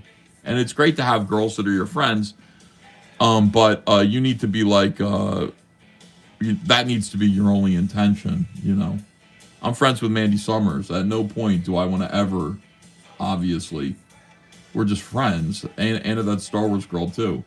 But I'm sure both of those girls could tell horror stories of having people who are just like men who are like, I'm pretending to be your friend so I can, at some point, maybe talk you into something. And that's what, like, Frog Tony's DMs kind of bring to mind. And he needs to learn a lesson from that. He's too old. She even told him, she said, how can you be as old as you are and that immature? That is, you should be over that by the time you're out of your teens or at least early 20s. You should have learned that lesson. But yeah, if you want to be with a girl and you're looking at her and you're just like, wow, I think that's the girl that I want to be with, that girl, you should let her know right away. Not like, can we F, but like, hey, I don't know what kind of line you would like to use. Walk up to her and go, I hear you're not doing so good in school. One more D won't hurt you. How's that? Is that a good line? No, that's not good. You're not doing so good in school. From what I understand. So this D's not going to hurt you. No, I would never say that to you when you were in high school. Let me see. There's got to be a better line. Have you gotten a lot of lines, like funny lines?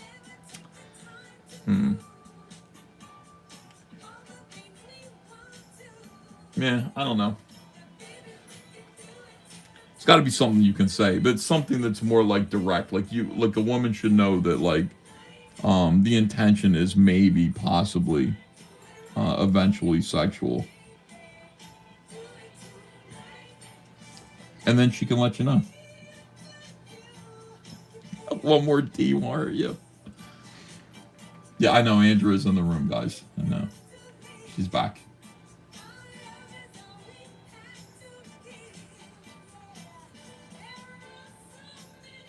But you can't just do that. Like, I'm your friend. Like, you're on my live stream, like he was doing. Like, let's have a professional, friendly relationship where we're just friends being friendly. And then suddenly be like, sending her Lisa Simpson memes about, I want to F you, but I'm too shy. Like, woo! Imagine being that woman.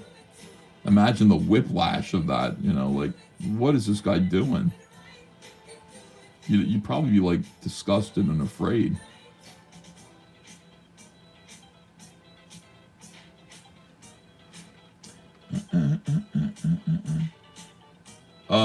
Yeah, FFS podcast has a good line. He says, you say to her, you want to get a pizza and fuck? And if she says no, then you say, what, you don't like pizza? Yeah. Something like that, just make it clear.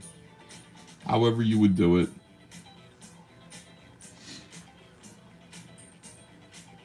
He did kind of say that to her, though, didn't he? And she said no.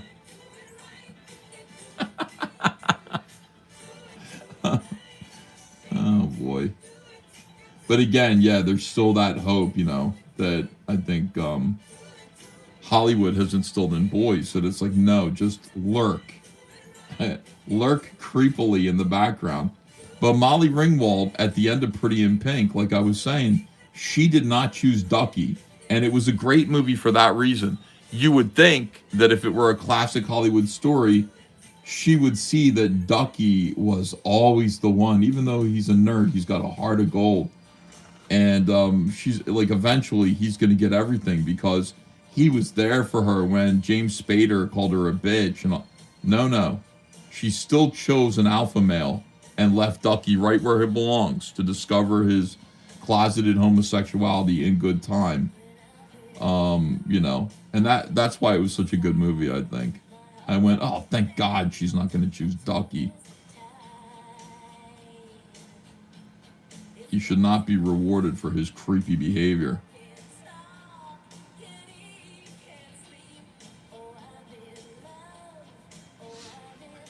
Oh, hey, Mint Salad, how you doing? Mint Salad's here, says, hey, VS. And Proby says, Ethan is class all the way. Yeah. Molly Ringwald, of course, like in the conservative media lately. For her weird comments on ICE, I think.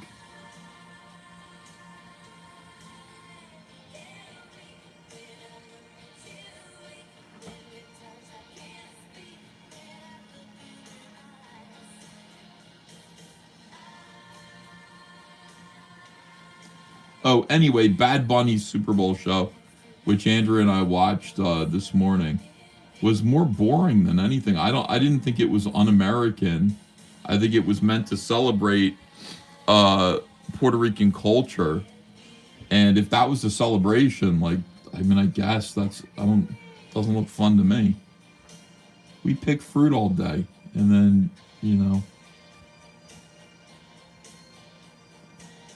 and then dance and buy food from street vendors.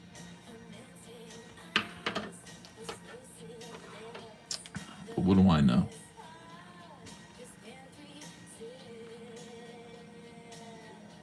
Last Radio says, I support ICE 1000%. If I could, like, if I was younger and in better shape, I might consider, you know, joining ICE. But then again, Dean Cain did it. Dean Cain's an old guy. Dean Cain's in good shape, though.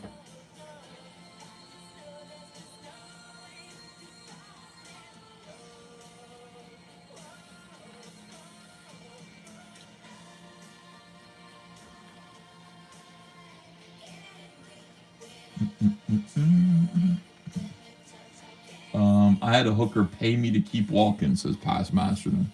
Really? That's not good.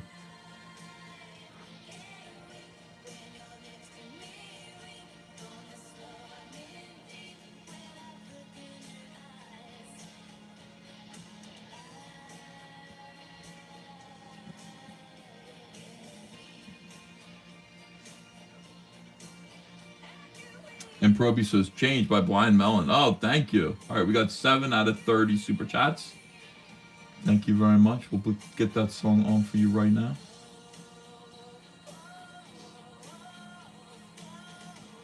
By the way, up on the YouTube channel, posted a nice sped up video of the last Cyberpunk page. Oh, it was a Cyberpunk page. What did I do? I think I labeled it Rainbow the Brute. I'm so stupid.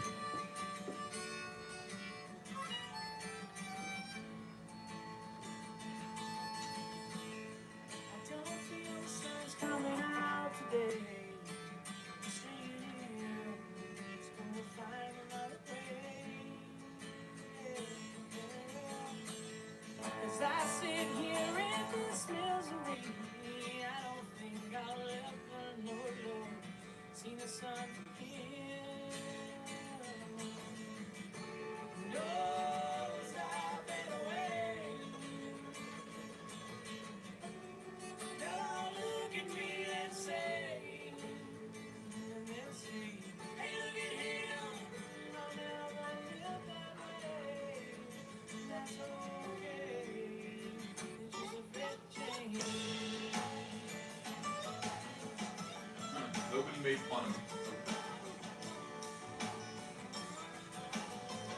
some reason I labeled it Rainbow the Brute because I'm trying Rainbow the Brute right now. It's on my mind.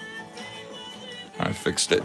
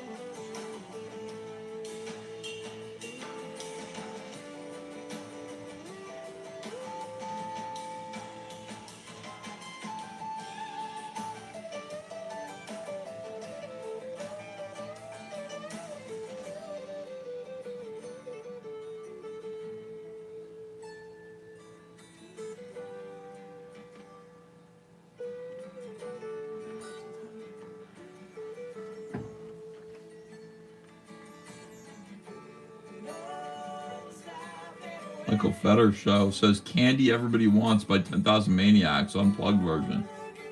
Ooh. They're another one. They're another group, kind of like REM, that like disappeared.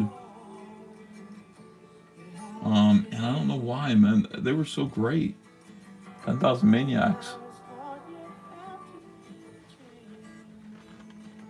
I went to see them in concert in Philly back in the 90s.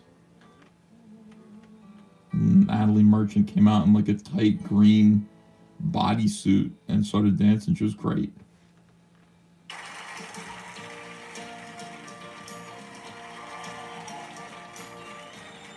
Obi-Wan says REM never disappeared. They did. They quit.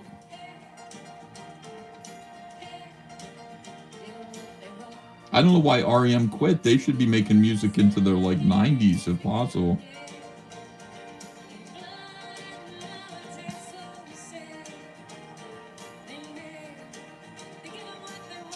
Blast Radio says Disturbed 10,000 fists. Thanks for another $10. Appreciate it. We got 9 out of 30 super chats. We'll get that one. We'll get that one right up for you, Blast Radius. Thank you. How you doing?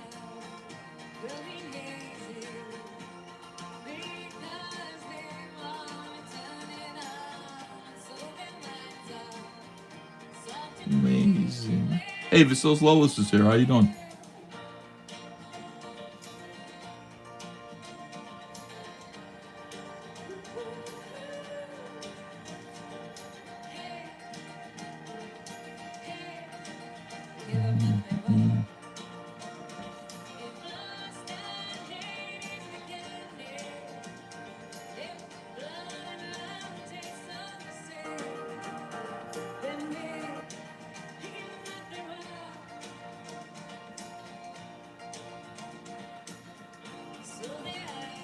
Vasil says, hey, Ethan, I'm planning another comic. Ha!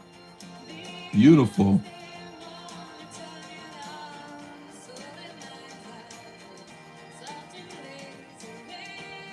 Well, that's what Comicsgate Live will be for.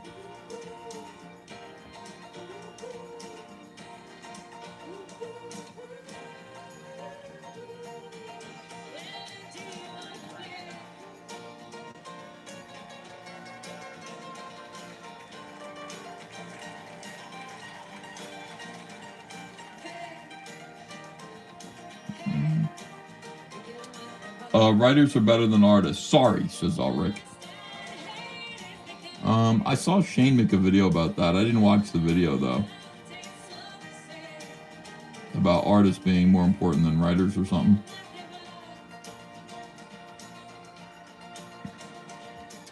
I mean, they're both equally important. Writing is a whole different set of muscles, though. I mean, it's just thinking up stories and keeping characters in your head so that they exist as real people.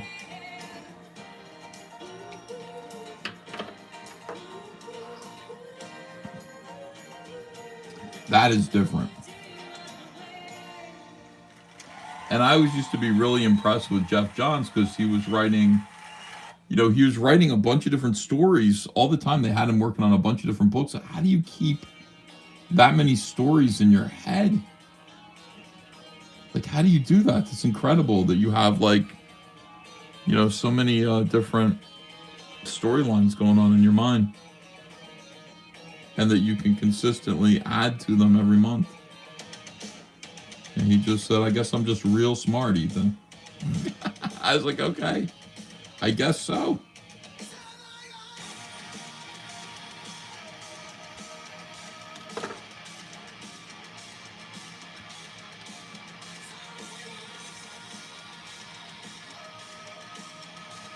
Elric says, good writers just so rarely go into comics these days, sadly. I don't know if there's any money in it, like, unless the very top echelon,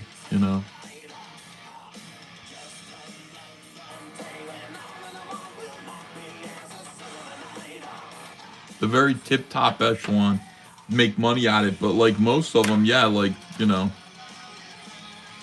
no real demand for your work. So improve yourself, yeah.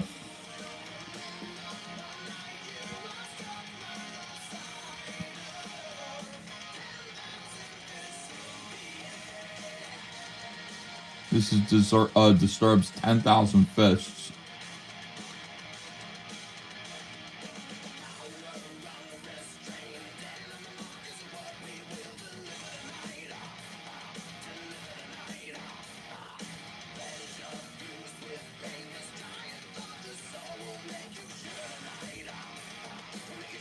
No money, but think of the prestige as Obi-Wan.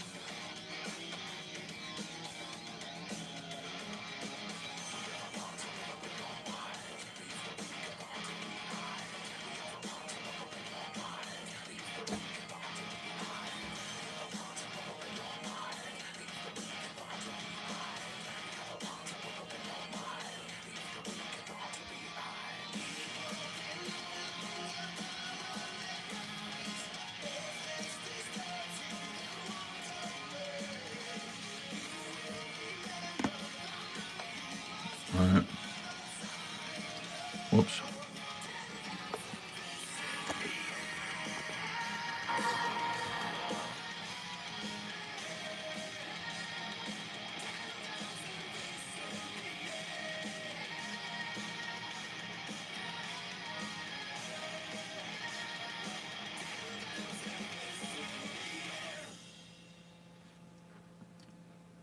Beautiful. 200 Watt Studio says, I remember a story about a TV series showrunner being overworked. And one of the actors said, they're just fiction. He replied, not to me. Thank you, 200 Watt Studios. Yeah, the characters have to live in your head and be real. I mean, I just started as a writer, but I completely relate to it. Number 448. All of my characters are very real to me.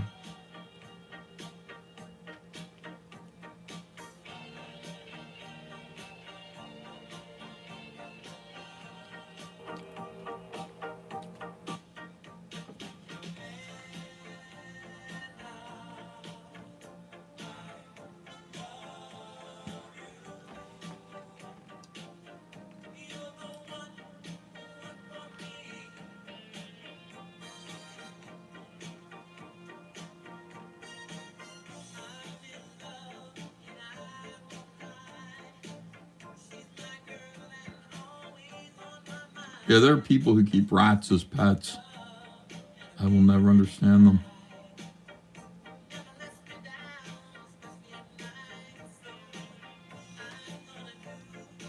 It's the same kind of impulse as going over and petting one of these unicorns. Gross.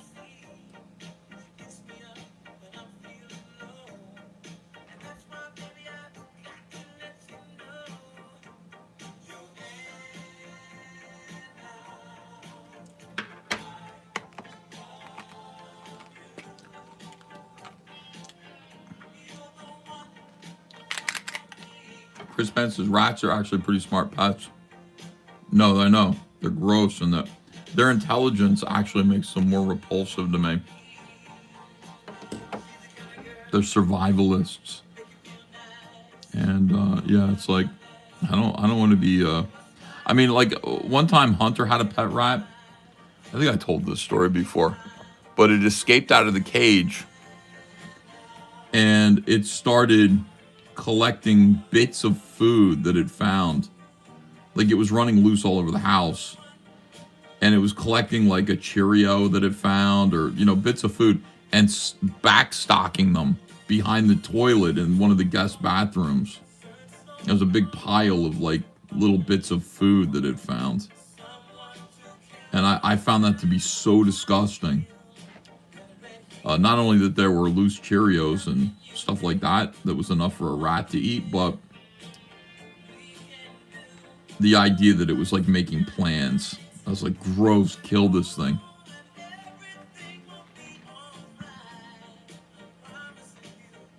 It was like, I'm free, but now I have to make my plans to exist in this house.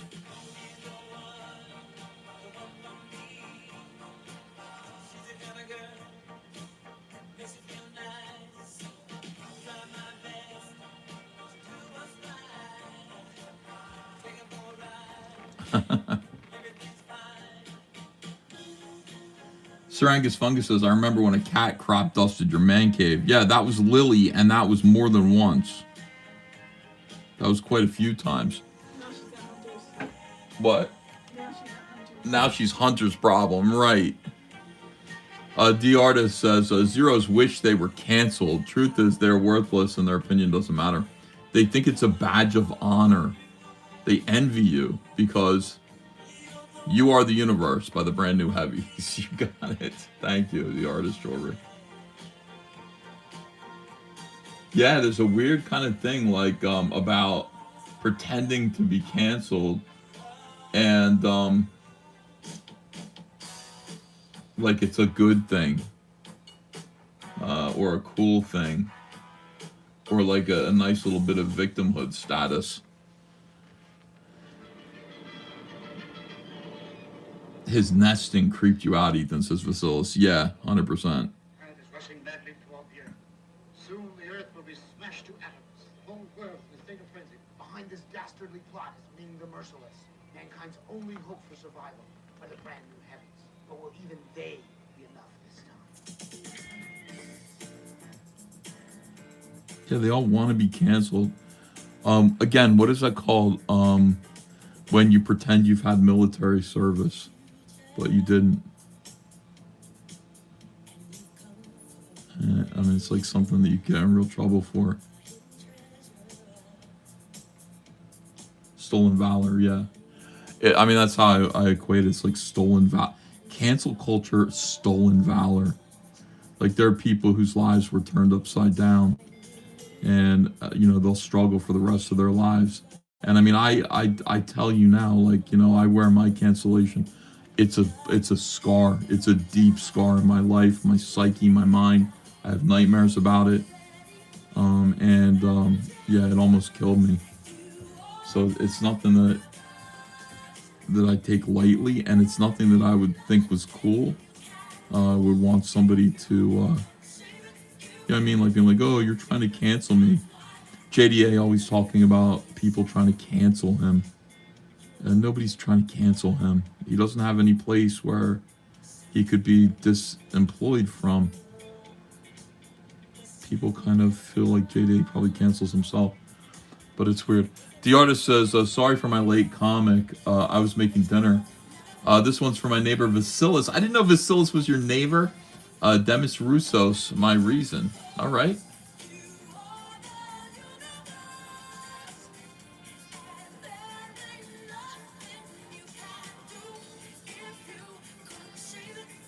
By the way, we're at 12 out of 30 now. Flady1 wants Saturday Night by the Misfits. Excellent. Oh, Anna's here. She says Stolen Valor. Yeah, that's exactly what it is. Like, for one thing, it isn't like Valor to be canceled, but it does come with, like, it comes with something. I don't know what, but it comes with cred of some sort, I guess, like a backwards kind of credibility. And so that's why all these people are like, I've been canceled. They're trying to cancel me. Yeah, you don't know what it's like to be canceled. And I did everything I could do to make it so that other comic skaters wouldn't be canceled during 2019, 2018, the worst years of it.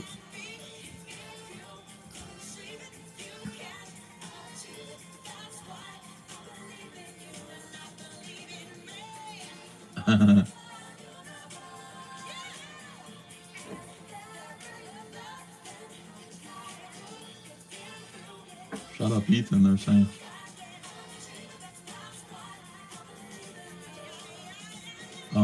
Wow. Sir Angus is mad at Anna. Don't be mad at my friend Anna.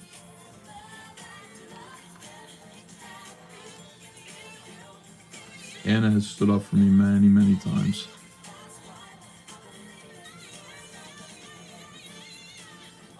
And again, I will say this about Anna.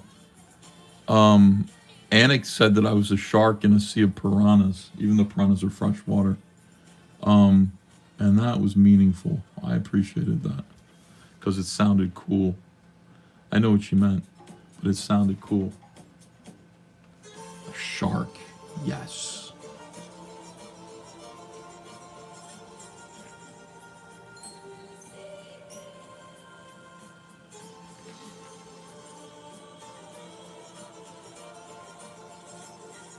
Anyway, so yeah, Comic Skate Live. Wow, we got 339 people watching. Unbelievable. Comic Skate Live is going to be coming back. And yeah, one of the things that we will feature is the artists that are consistently on the show will be offering signed limited prints of something on a weekly basis. So there will be like I don't think Graham Nolan's going to be on there, but if he was, like, there would be a signed Graham Nolan print, you know, every week that you could collect limited numbers. We'll just sell them through eBay or something. Probably Shane would sell them through his website.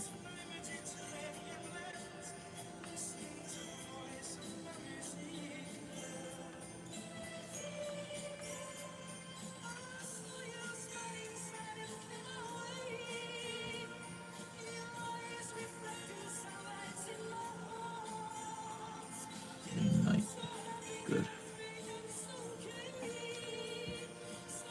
Anna is an avatar of evil.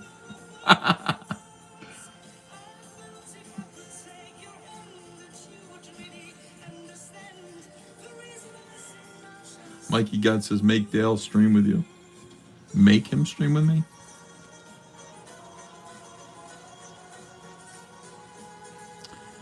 Dale is always invited on all of my shows. I don't think he shows up. He doesn't show up for Kings. I think he shows up. He's one of the ballers, and he's a part of those their shows. But yeah, I love Dale. I think he's so funny, and obviously one of my heroes. But I can't force him to hang out.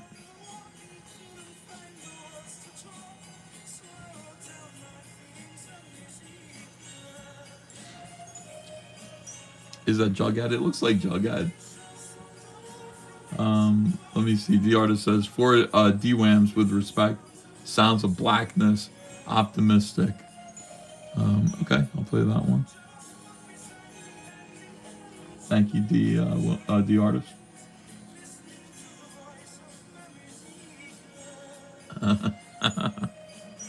Von Coleman is yeah, this kid.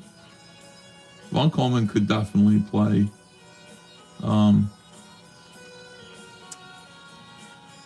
Rainbow's son, whose name I just completely forgot. Shiro Pocket. Okay. That's awkward when you forget your own character's name. But his name isn't based on anything that I created. It's Shira, but a masculinized version of Shira. And then Pocket, because he's Polly Pocket's kid, and took his mom's last name.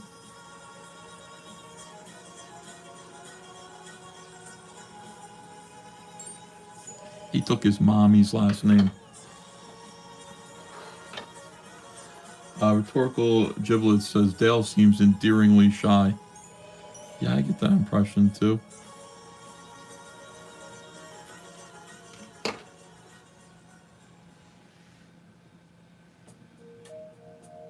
Steve Bannon is getting eviscerated in the Epstein file release. Is he in the Epstein files? Good Lord. Or did he prevent them in some way? I can't imagine he's in the Epstein files.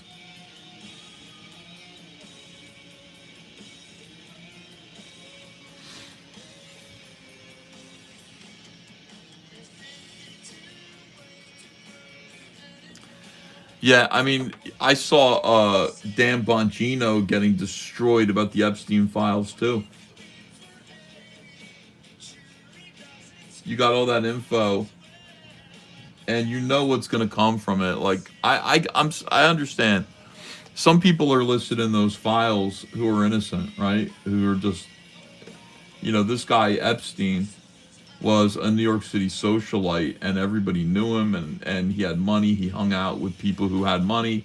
He wanted to be friends with everybody who had money, and only a certain percentage of them actually fucked kids. Only a certain percentage of them, right? So some of them didn't F kids. So you're listed in those files, and you're definitely, like, your name is dirt. Like, when those files come out, your name's going to be dirt. And maybe some, like, if you're in power, you see some of your friends are listed there, and you know that, like, they're innocent. But you know what the world is going to do, and so you redact some shit. I don't even know why you would. Other than that, I can't think of why you would redact any of that info. Maybe to protect some of the victims. I don't know. I'm not sure. But Dan Bongino was a part of that, and he's just being called a coward. And I mean, yeah, look, you got to be like, you don't get to be the arbiter. None of these guys should be setting themselves up as the arbiter of, what facts the Americans get about this, what facts the world gets to receive. Like, whatever's in those files is of interest to everybody. It's in the public interest. And you've got to be able to just trust that, like, people are going to have to take accountability for whatever they did with Jeffrey Epstein. And if they're innocent, they're going to have to come forward. Oh, those are Ava's wings. They're going to have to come forward and say so. And they're going to have to defend themselves. But it's not like it's your place. Sorry, I'm opening this. It's not your place to just kind of come forward and, to hide that information.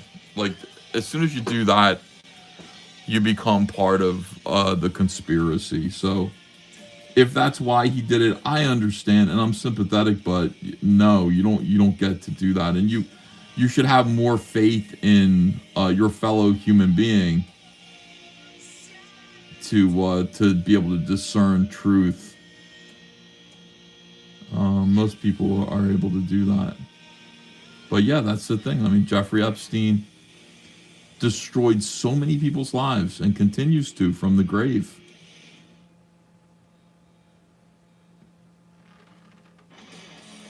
Low Fat Water says, you know what I think? I think Trump was on that list. He definitely was. There are photographs of him partying with Jeffrey Epstein. We know he did. We know he hung out with him.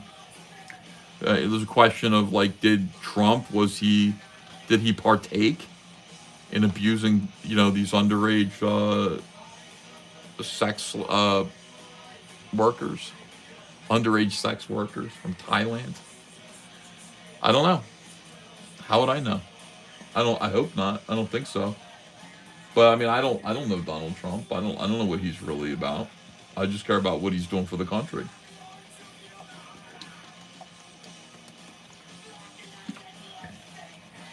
My guess is no. My guess is that he didn't partake. But he knew something also, because he did talk about how Jeffrey Epstein liked him young. I mean, he could have meant liked him young the way Cecil likes him young. Young, but younger than him, much younger than him, but of age. Or he could have meant something more diabolical. I'd like to think that he didn't mean something more diabolical and destructive. Taking the innocence of children, I don't care, like, should be a capital offense. Pute954 says he talked to the police about Epstein. Oh, he did? Okay, good. I mean, I just have faith in him in the sense that, like, I think I know what he's about. But again, you can't know entirely of what's in somebody's heart and what they're capable of. Here we go. Sons of Blackness, optimistic.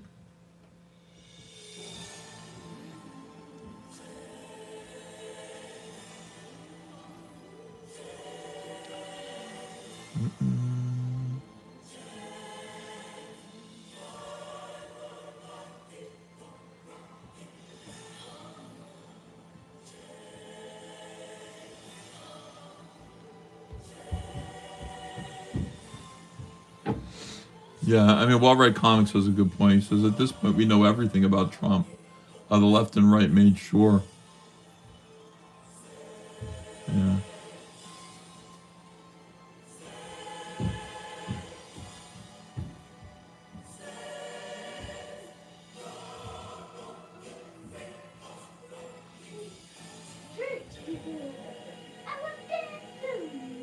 Hello, Ava. Welcome home. Hey, Ava, your wings came.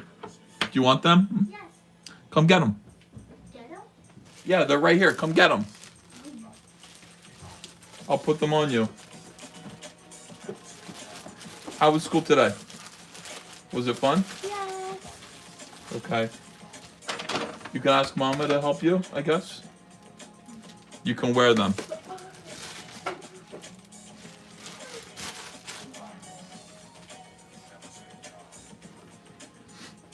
Okay.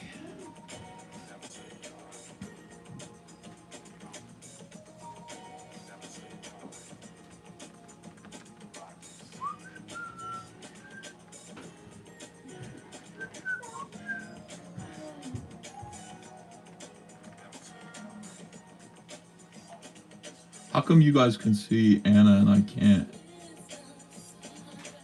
Does Anna's name just like disappear? You hurt my John Anna, shut up, says Sir Angus Fungus. What kind of thing is that to say to Anna?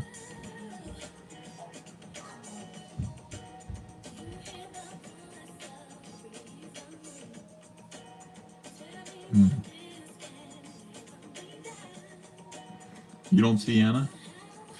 Oh, Angus is just going off?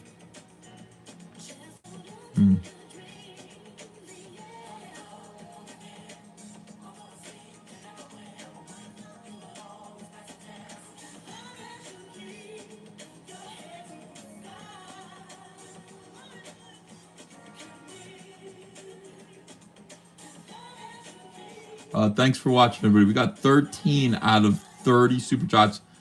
Can we get 2 more? Can we get half of them? We still don't even have our warning yet. We're good. We have not gotten our YouTube live stream warning. Thanks for being here. If you'd like to support this kind of content, you'd like to support the channel, you'd like to support us, You can send a coffee tip to the link pinned to the top of the chat. It says tip your artist. Click on that. Send us a coffee tip. It's better than a super chat, but we like super chats too. Coffee tips are good because we get 100% almost of the money that you send. Super chats are good because it's participating in the show. But yeah, YouTube does take like 30% of that money as just as a platforming fee, which is fine, you know. But if you send a yellow super chat, you can select the next song. Request any song that you would like.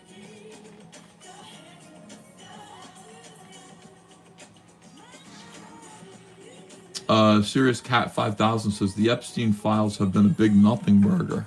Wow, you think so? I've seen some stuff. I mean, to be fair, I haven't like read a lot of them. I've just seen stuff clipped out that indicates that you know, Pizzagate was real.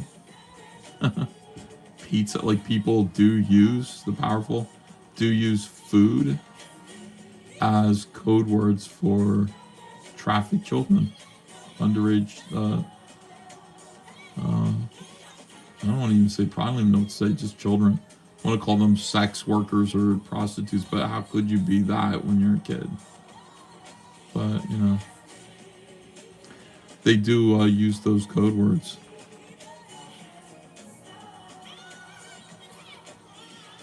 Creepy. Yeah, when I talk about pie, I literally mean pie. You know what I mean? It's literal with me.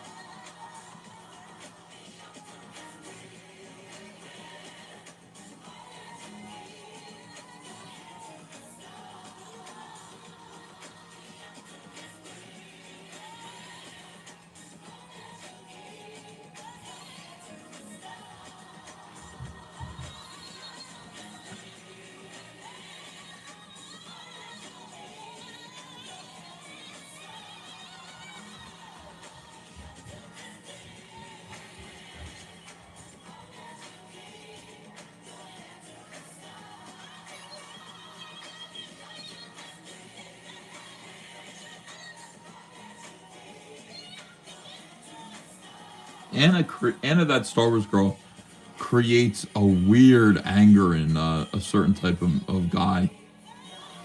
I mean, I'm looking at some people in the chat. I'm just like, there's no way that like anything Anna is doing is making you this angry at her. You know what I mean? There's just no way. Something else is going on.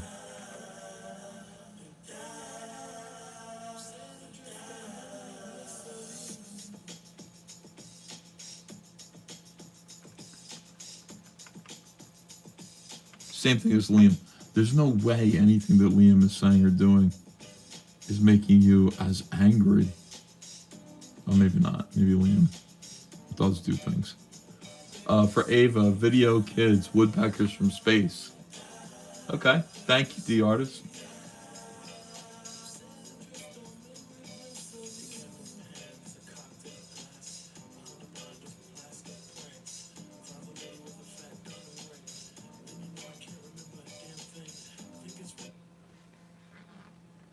Here we go.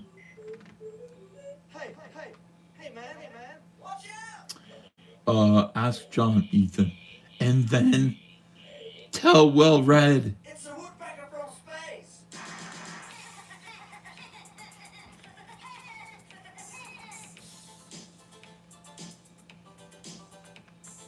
I'm gonna ask John. I don't think John worries one bit about Anna.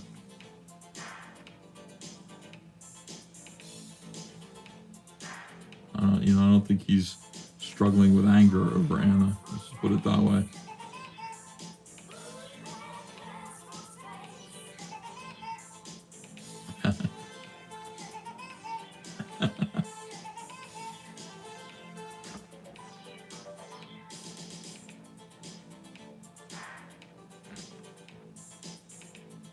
I like this song.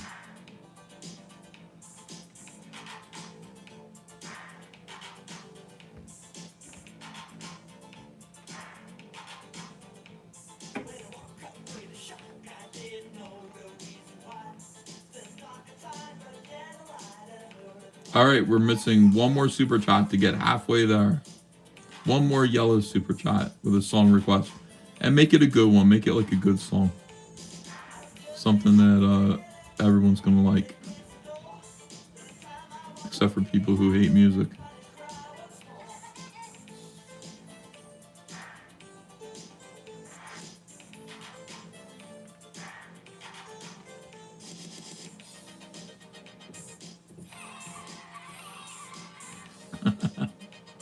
This song is awesome. I've never heard it.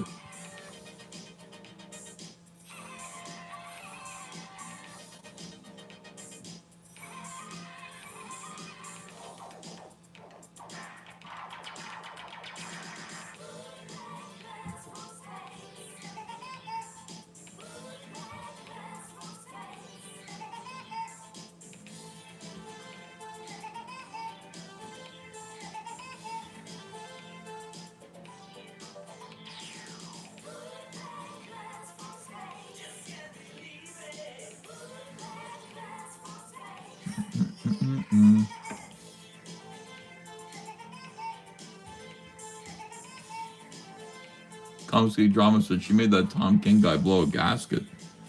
Yo, yeah, I talked to him, like, he sent me a bunch of, like, I said, why don't you just stop, man? And he sent me a big screed about why, you know, he doesn't need to stop, you know, obsessing over Anna. It's just, how do I get you to not send me shit like this? Oh, poor Anna.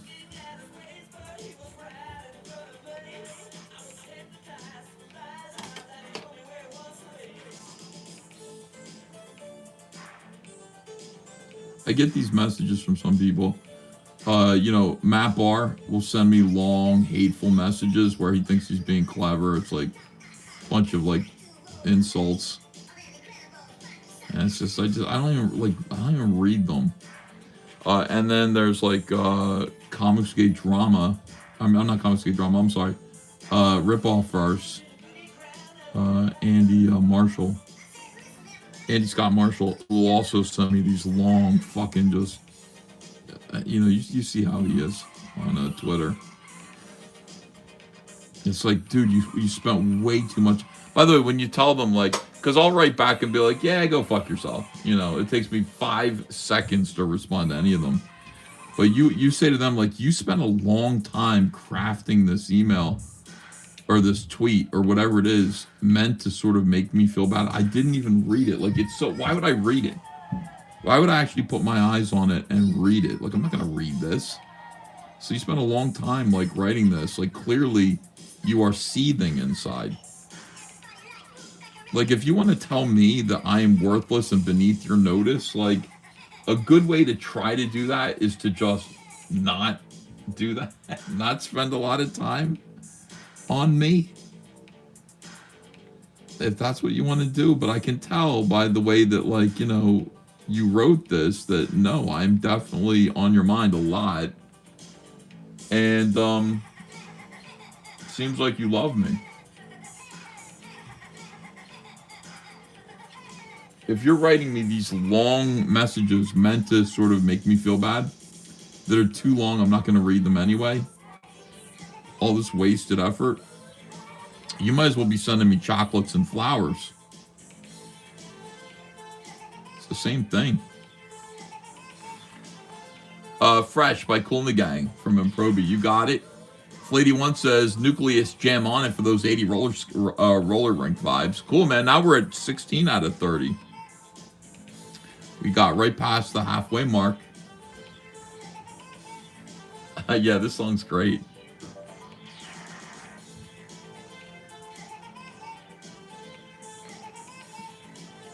It's called Woodpecker from Space by Video Kids. I will be downloading it.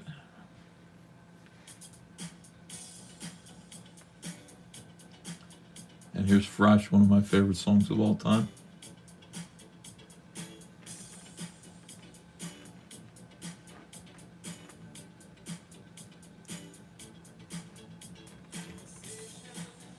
Numpty says they might hate you, but they genuinely believe you matter. That becomes clear.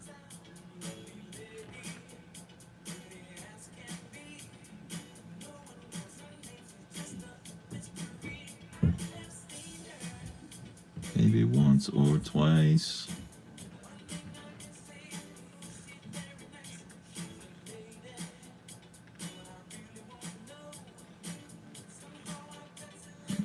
Feeling show.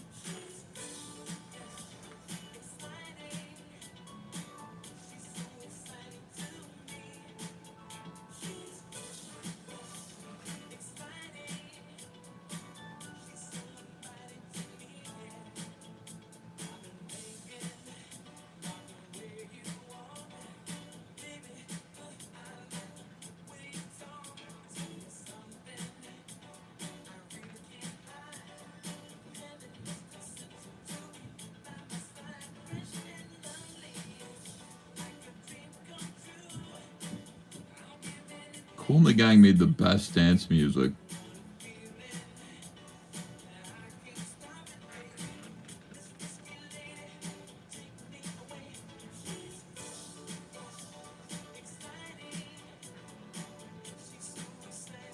If they come back around, I'd go see them again. We went to see them this past year, and they put on a great show. I think there's only one original member left in the group.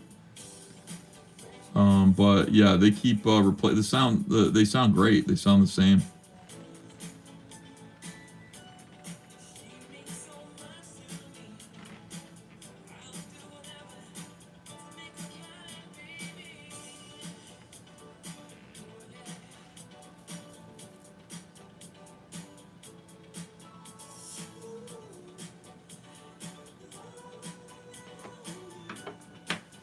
She's fresh.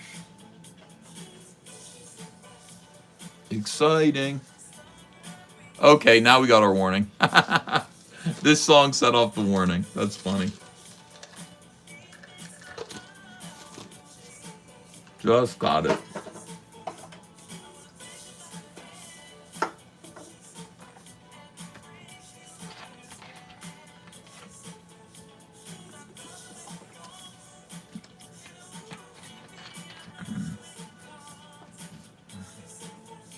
He's fresh. Lil Heck Lou says, remember when EVS would do gun trash cast streams? Fun, you mean? Now he does Reenie streams. Lol, just kidding. Hell.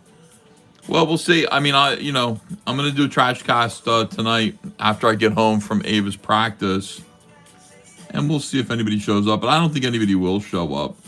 And if nobody shows up, that means that it's over. Like, there's no reason to continue to do trash casts because nobody wants it. So just a few, like a vocal minority, like Eric July.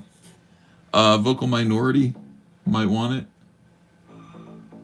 it instead of like a lot of people. So we'll find out. We'll find out tonight.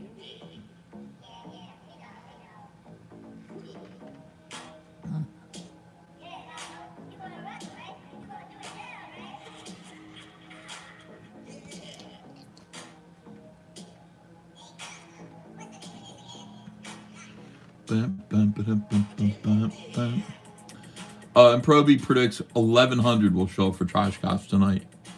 Yeah, that would be nice, We'll see.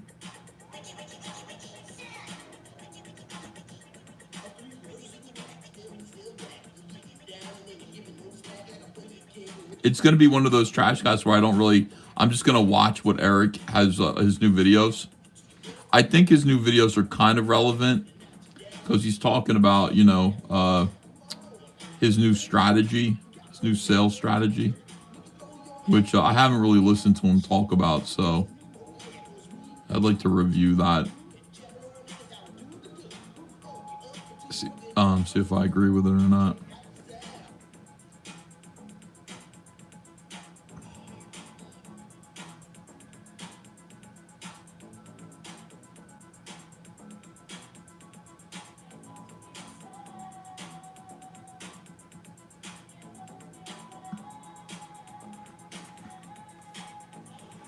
Lil Hack Luke says, I can't believe EVS will let the Zeros win.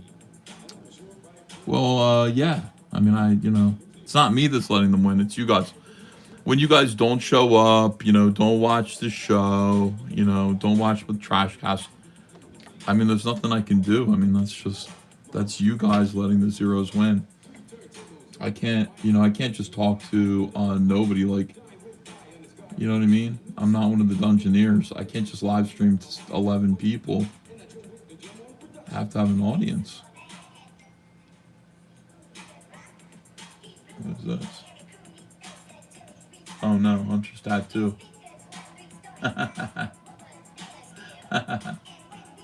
Hunter got 2 like wrenches. Hunter's getting 2 wrenches on his arm. There's no competition. It says, all right, 2024. Okay, good. Nice. Oops. Oh, now he's calling me. Of course he is. Oh my God.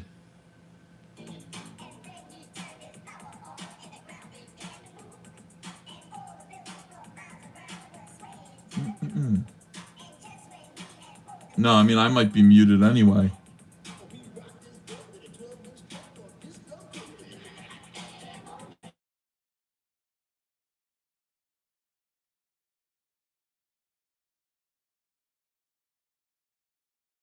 Okay, good.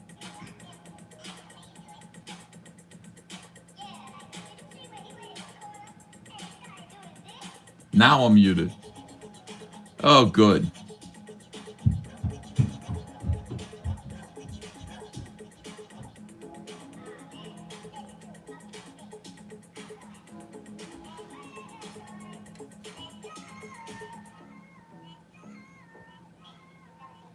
Okay, you can hear me again? Okay, good.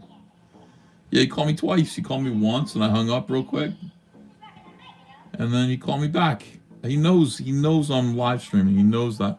I said, don't ring my phone until like you check and see if I'm live. And he did that for a little while.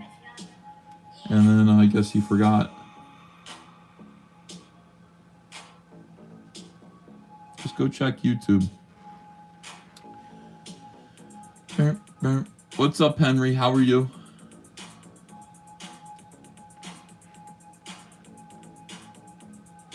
Skeleton Core Comics says Rippaverse kind of has a weird strategy where his audience seems to support him out of defiance of you, E.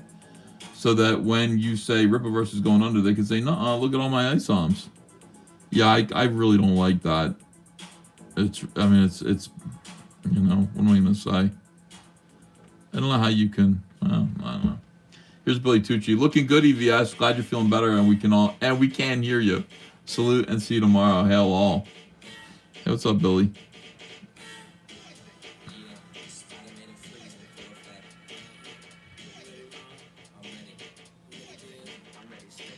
Are you ready, Slick? Yeah, you ready? Word. All right, let's go back to, what is this? There we go. Oh my God, no. No. Yeah.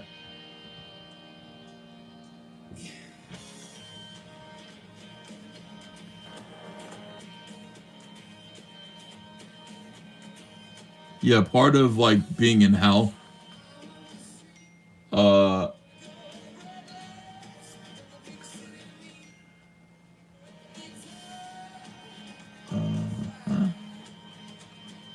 Okay. Part of being like in hell is I'm sorry, I'm getting texts from people. Part of being in hell is having to deal with ripitards and the utter disrespect. You know what I mean? Just utter disrespect. And for people who claim to be like, we're okay. So if you're involved in the culture war, if you actually care about the culture war, literally the only thing that matters is Comicsgate. Rippaverse doesn't matter at all. Eric told you that. Eric told you we're not culture warriors. We're not here for that. Like, we're not conservatives. Basically, Rippaverse exists to enrich Eric July, which is fine. But if you care about the culture war at all, like, it's Comicsgate. And yeah, like, Eric has these people programmed to think Comicsgate is the enemy. He's getting support it's just unbelievable that we have to take shit from like the left and then also Eric July's simps. It's unbelievable. But that is the way that it goes. And it just makes me look at like everything that they say with like, you know, the that side of the aisle with renewed skepticism. Like, I know that everything that you do and say is calculated to manipulate people and to find like a sort of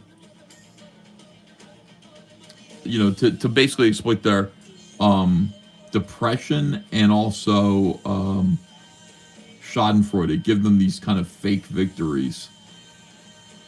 And at the expense of like everything that you're talking about, like, you know, you're talking about wanting to affect the culture, and, you know, make better stuff that isn't from the left, but it's like, even when stuff is good and it's well received, these guys go, yeah, well, it bombed, like it didn't make any money. Like, who cares? Why do you care about that? It's all meant to just make dummies kind of go, nope, everything's woke, everything's political all the time. And just, I mean, yeah, maybe, but is that like the focus? Should that be the focus of what we're about? Like, if we're trying to, it's just about money for these guys. Everything they say is about money and clout.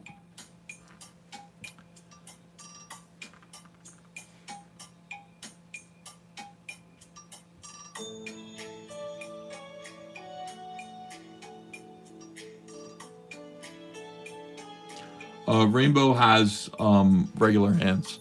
Why does he have 3 fingers on some of the early images? Those images have either been corrected or they're not being used. The reason why is I was under the impression that Rainbow Bright had 3 fingers and a thumb, but Rainbow Bright has 4 fingers and a thumb. So I made it permanent that he has 4 fingers and a thumb.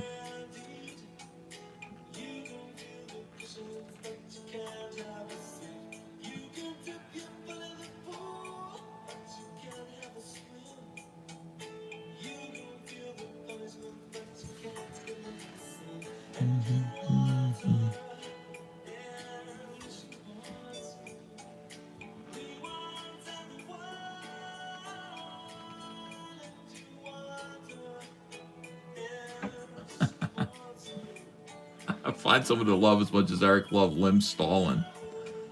Yeah.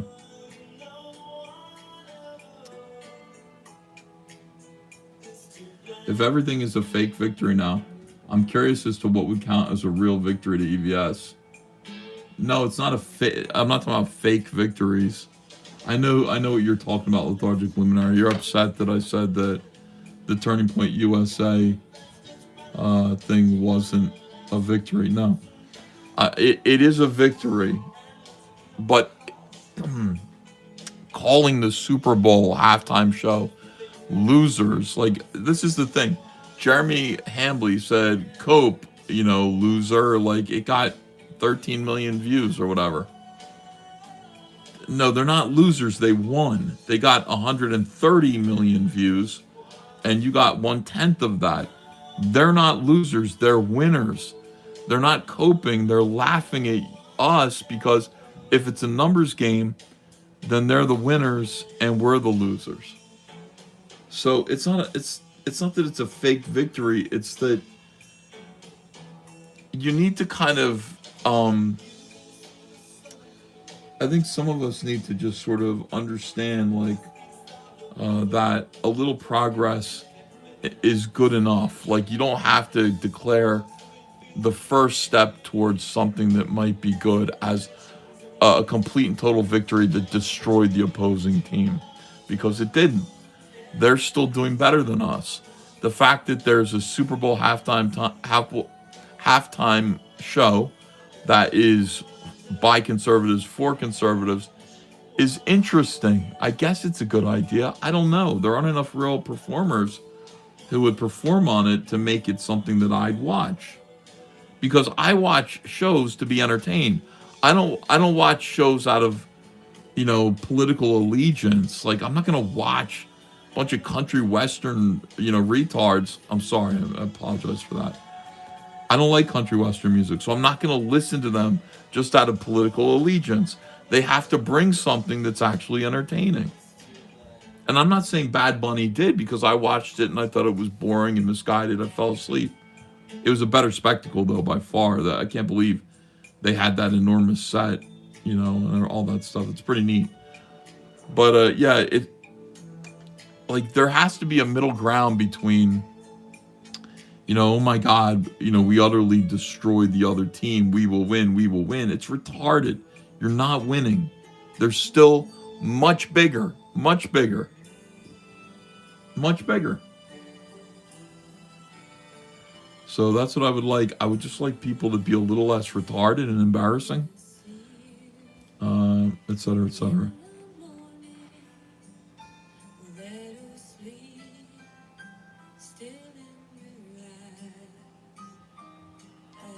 We are underdogs. Absolute underdogs. Now, if for some reason, things were reversed on Super Bowl Sunday, and we got the same amount or just slightly under the same number of viewers for this Super Bowl halftime show by Turning Point USA, then that would be a victory. That would be a real honest to God victory where we beat the opposing team. I mean, it depends on what your goals are after all. When it comes to like Trashcast and versus Flashcast, my goal was simply to get to take down Yellow Flash's show a peg by getting a lot of his audience to come watch me instead of him on Saturday nights, and I did it. It's like, his show was getting 4,000 viewers.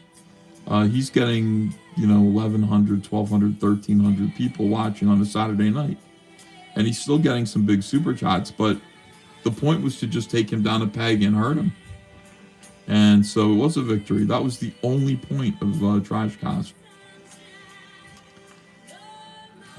But we don't have his numbers. We might have done it a couple of times. We might have ratioed Flashcast a couple of times, but not too many times. His show is better established and he's got a better audience. Not better, bigger audience than we do. So, in terms of his subscribers. EVS, do you think Flashcast and Trashcast have crossover audience? I think that at some point, because before Yellow Flash betrayed Comicsgate, he definitely had some of our audience because everybody thought Yellow Flash was Comicsgate. But as soon as he did that, and then I offered an alternative to Comicsgaters or people who thought that his move was slimy, people came over to me. So a certain percentage of his audience that was crossover came over to watch my show instead. He knows it. That's why he's so angry with me. But he did it to himself. I mean, I didn't do that to him. And, nobody asked him to do that. He could have betrayed me without betraying all of Comicsgate. Would have been pretty easy to do. I don't know why he went as big as he did. Went nuclear.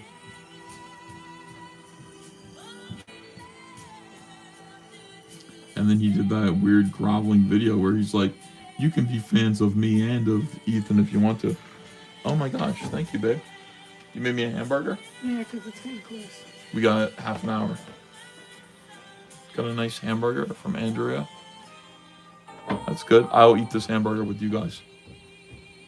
Yeah, he started a stupid person's version of diversity in comics.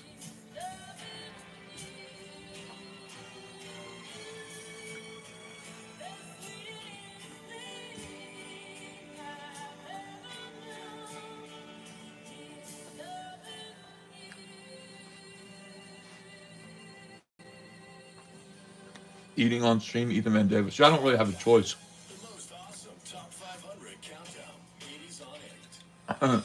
If I'm gonna eat anything, I've got to eat it now because I didn't eat anything yet today, and also, You know, I'm coming back from Ava's practice and going right back online again.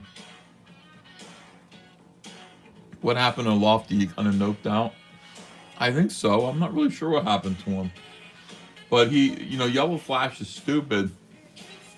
And one of the earliest things I said to him when I started Trashcast was, you were really stupid to kick Lofty off the show. And the only reason you kicked him off the show was because, you know, he was disagreeing with most of your audience. Your instinct is you want complete, like, everybody has to agree with you all the time. Any dissent must be silenced. That's the instinct of the zeros. And the thing is, I told Yellow Flash, I said, Lofty is bringing in views and super chats because when he says something kind of liberal, super chats roll in disagreeing with him. Big super chats. No, Lofty's gay. He thinks this, blah, blah, blah. And then it allows you guys some discussion room because he's saying something you disagree with. Boom, that's conversation. I said, why did you kick him off the show, you idiot? Then he brought him back on the show. Everybody listens to me.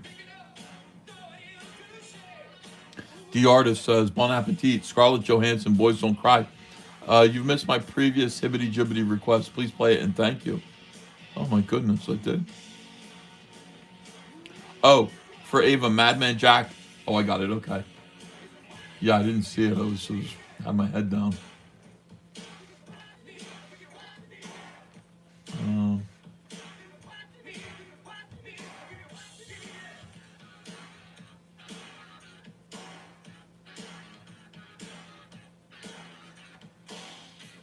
Give me 1 second. It's a lot to type. This is an obscure one, I guess. Here we go. There we go. For Ava, Madman Jack, Whack, Digga, Dugga, Baba, Duga, Badmanu. Here it is. And now you would like Boys Don't Cry by Scarlett Johansson. You're kidding me.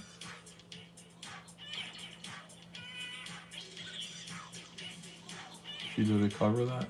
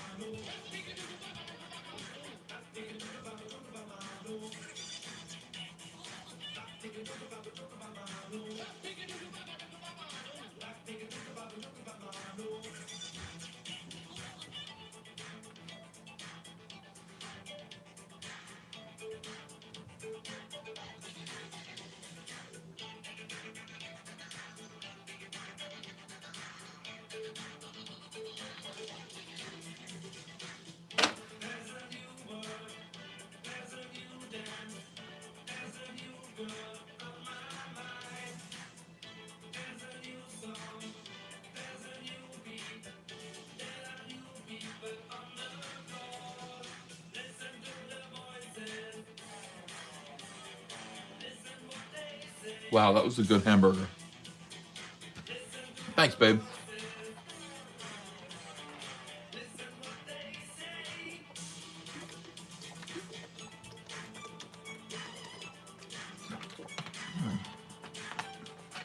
I turned my back to the camera so that you wouldn't have to hear me munch. That was great. No, I'm here.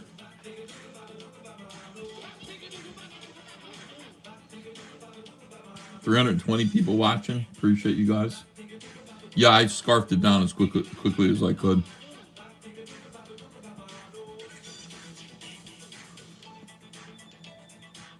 Amazing. We have, we got 2 minutes left. Can we get 2 more super chats and make it 20 out of 30 in the next 2 minutes before the goal runs out? I don't know if we can do it. Usually we do.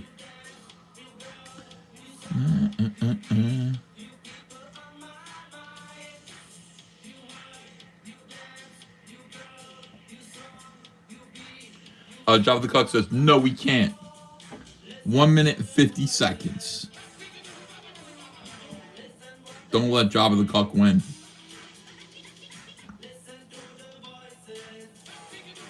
Don't let Java the Cuck win.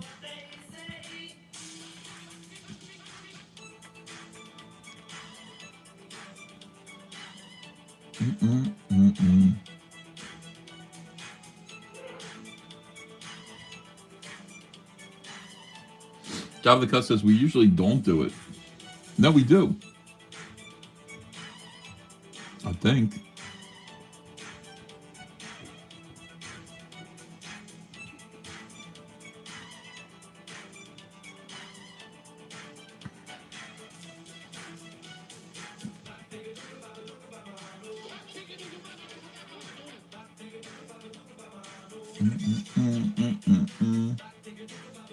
Like EVS2 and others who hit cultural walls in their pursuit, then there are culture scabs who don't offer anything as an alternative or solution. That's how you can tell.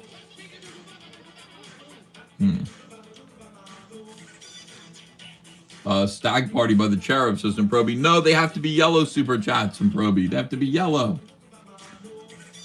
No, wait, how does a horse light a cigar, says Flame Riderful? I'm sure there's a way. I'm sure he's got a method. You don't think that a horse could invent a way to light a cigar for himself? And with a lighter, duh, says Henry.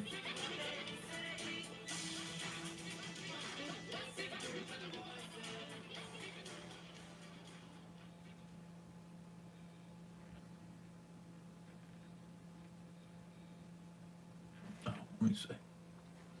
Refused. New noise. Great streams. Thank you. We didn't get yours in under the wire. Darn it. Goal ended. Okay, that's fine. Job the Cuck says, too late. Jabba wins. When we lose, Jabba wins. But we got 2. Here's 8 more, says in Proby. Okay, thanks.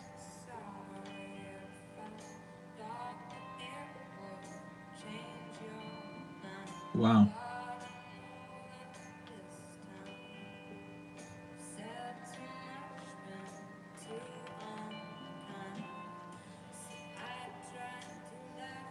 Thanks, Improby.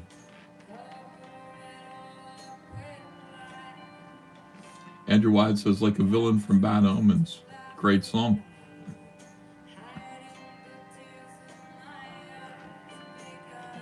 We'll get that one on for you, too.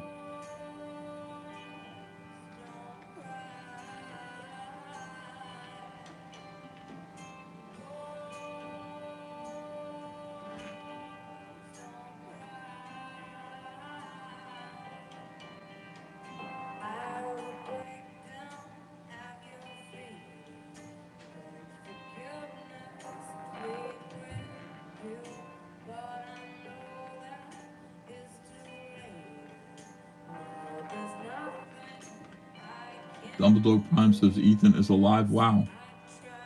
Henry goes, we didn't win. Yeah, we lost, guys. This time we didn't win.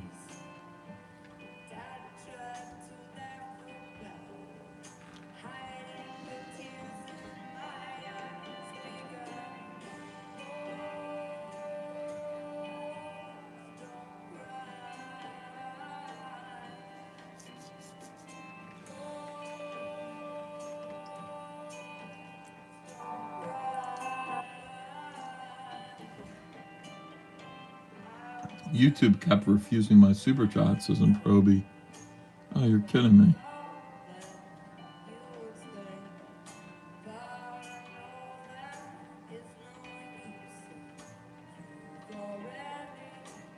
Well, eventually one got through, so thank you.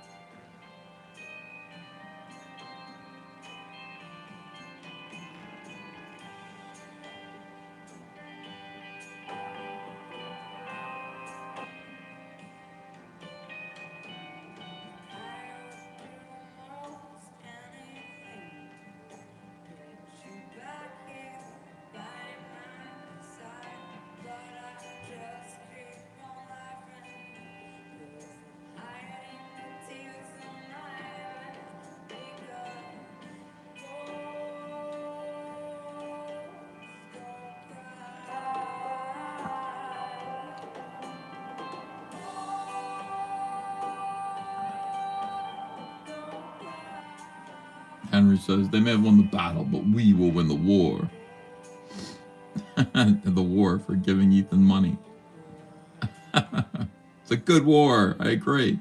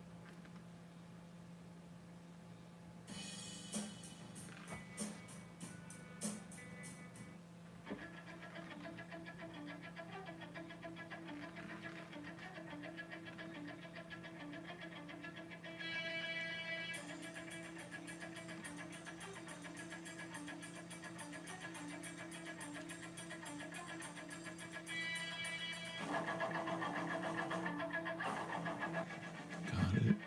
Here we go.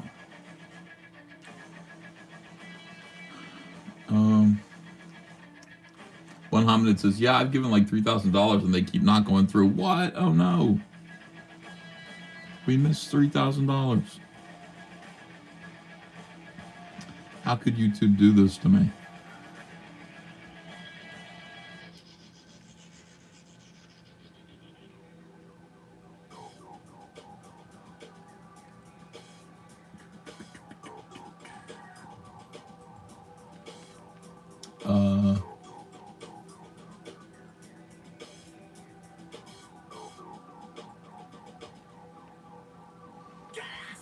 Ethan, ever thought about drawing European comics as a topic on Comicsgate Kings?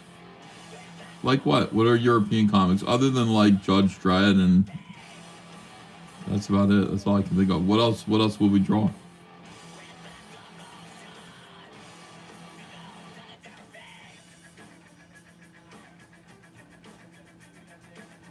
Well, when I say we, I'm sure everybody else knows.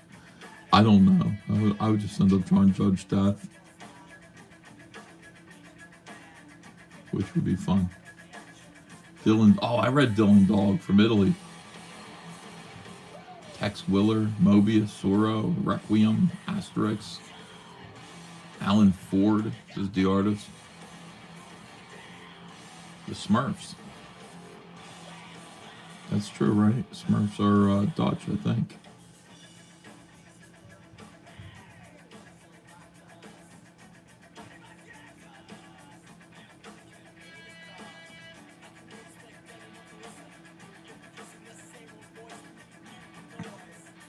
Will that sell? Oh, they're from Belgium, the Smurfs?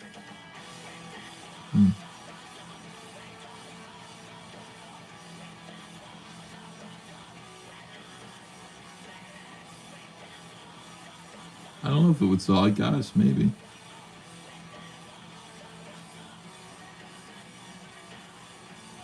I mean, will it sell isn't a primary factor in choosing what we're going to draw on Kings. It's will everybody be enthusiastic about it? You know?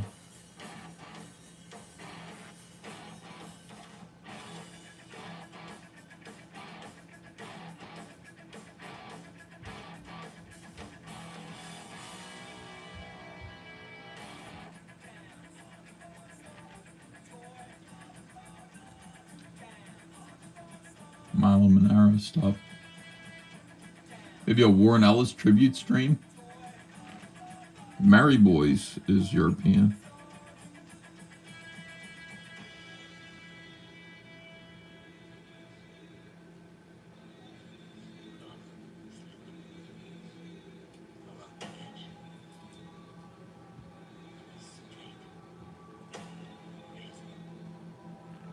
Yeah. For Trashcast, can you review these new band-funded comics from 12 Foot Ninja? Coheed and Cambria and Bad Omens would be more interesting than YouTuber slop. You want me to do that for Trashcast? That's interesting. Trashcast is mostly about, being brutally honest about YouTubers and grifters on YouTube. I don't know. It seems like something we would do on a Comicsgate show to review people's comics.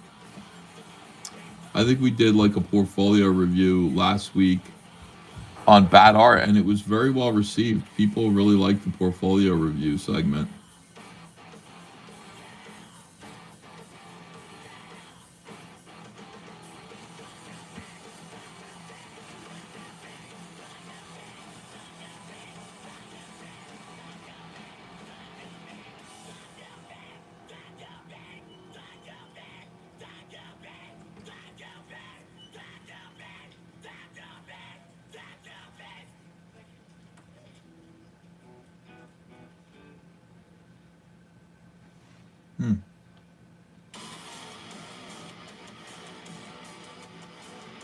Will Trotchcast go down with Eric's Empire?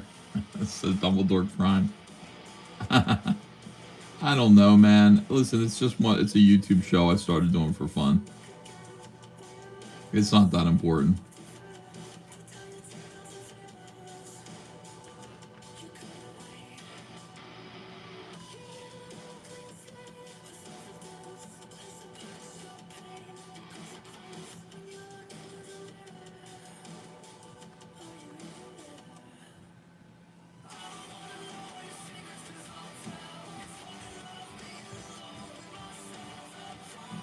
I gotta go in 9 minutes. As soon as this song is over. Thank you, everybody. Thank you so much for your support. Thank you for being here. Thank you for believing in me. Thank you for just enjoying these streams with me and making them fun and funny. And, not to be gay, but I love you guys. Very much appreciate your being with me.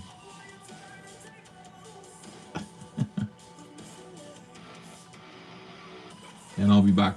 You gotta take Ava to her play rehearsal, which she absolutely loves and looks forward to.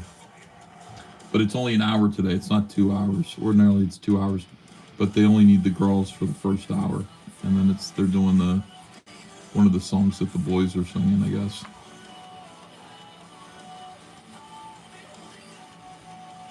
So I get to come home early.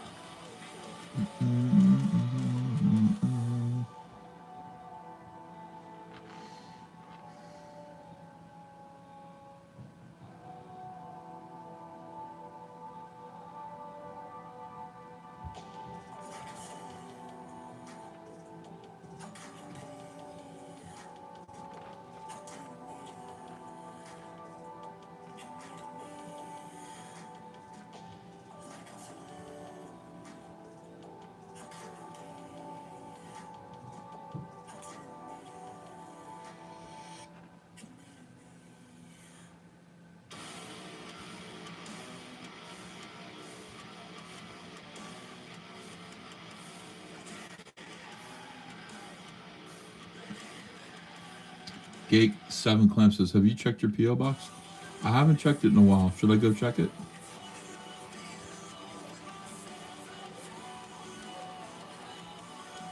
I'll go check it out.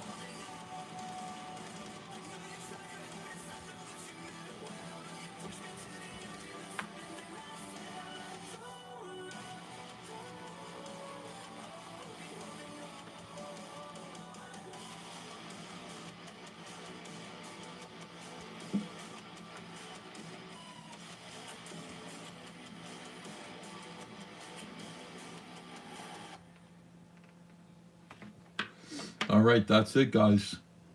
Thank you so much for joining me.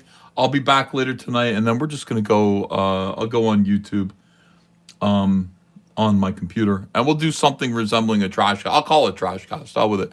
Thank you so much for the super chats, and I'll see you guys soon. Okay, take care. Be good.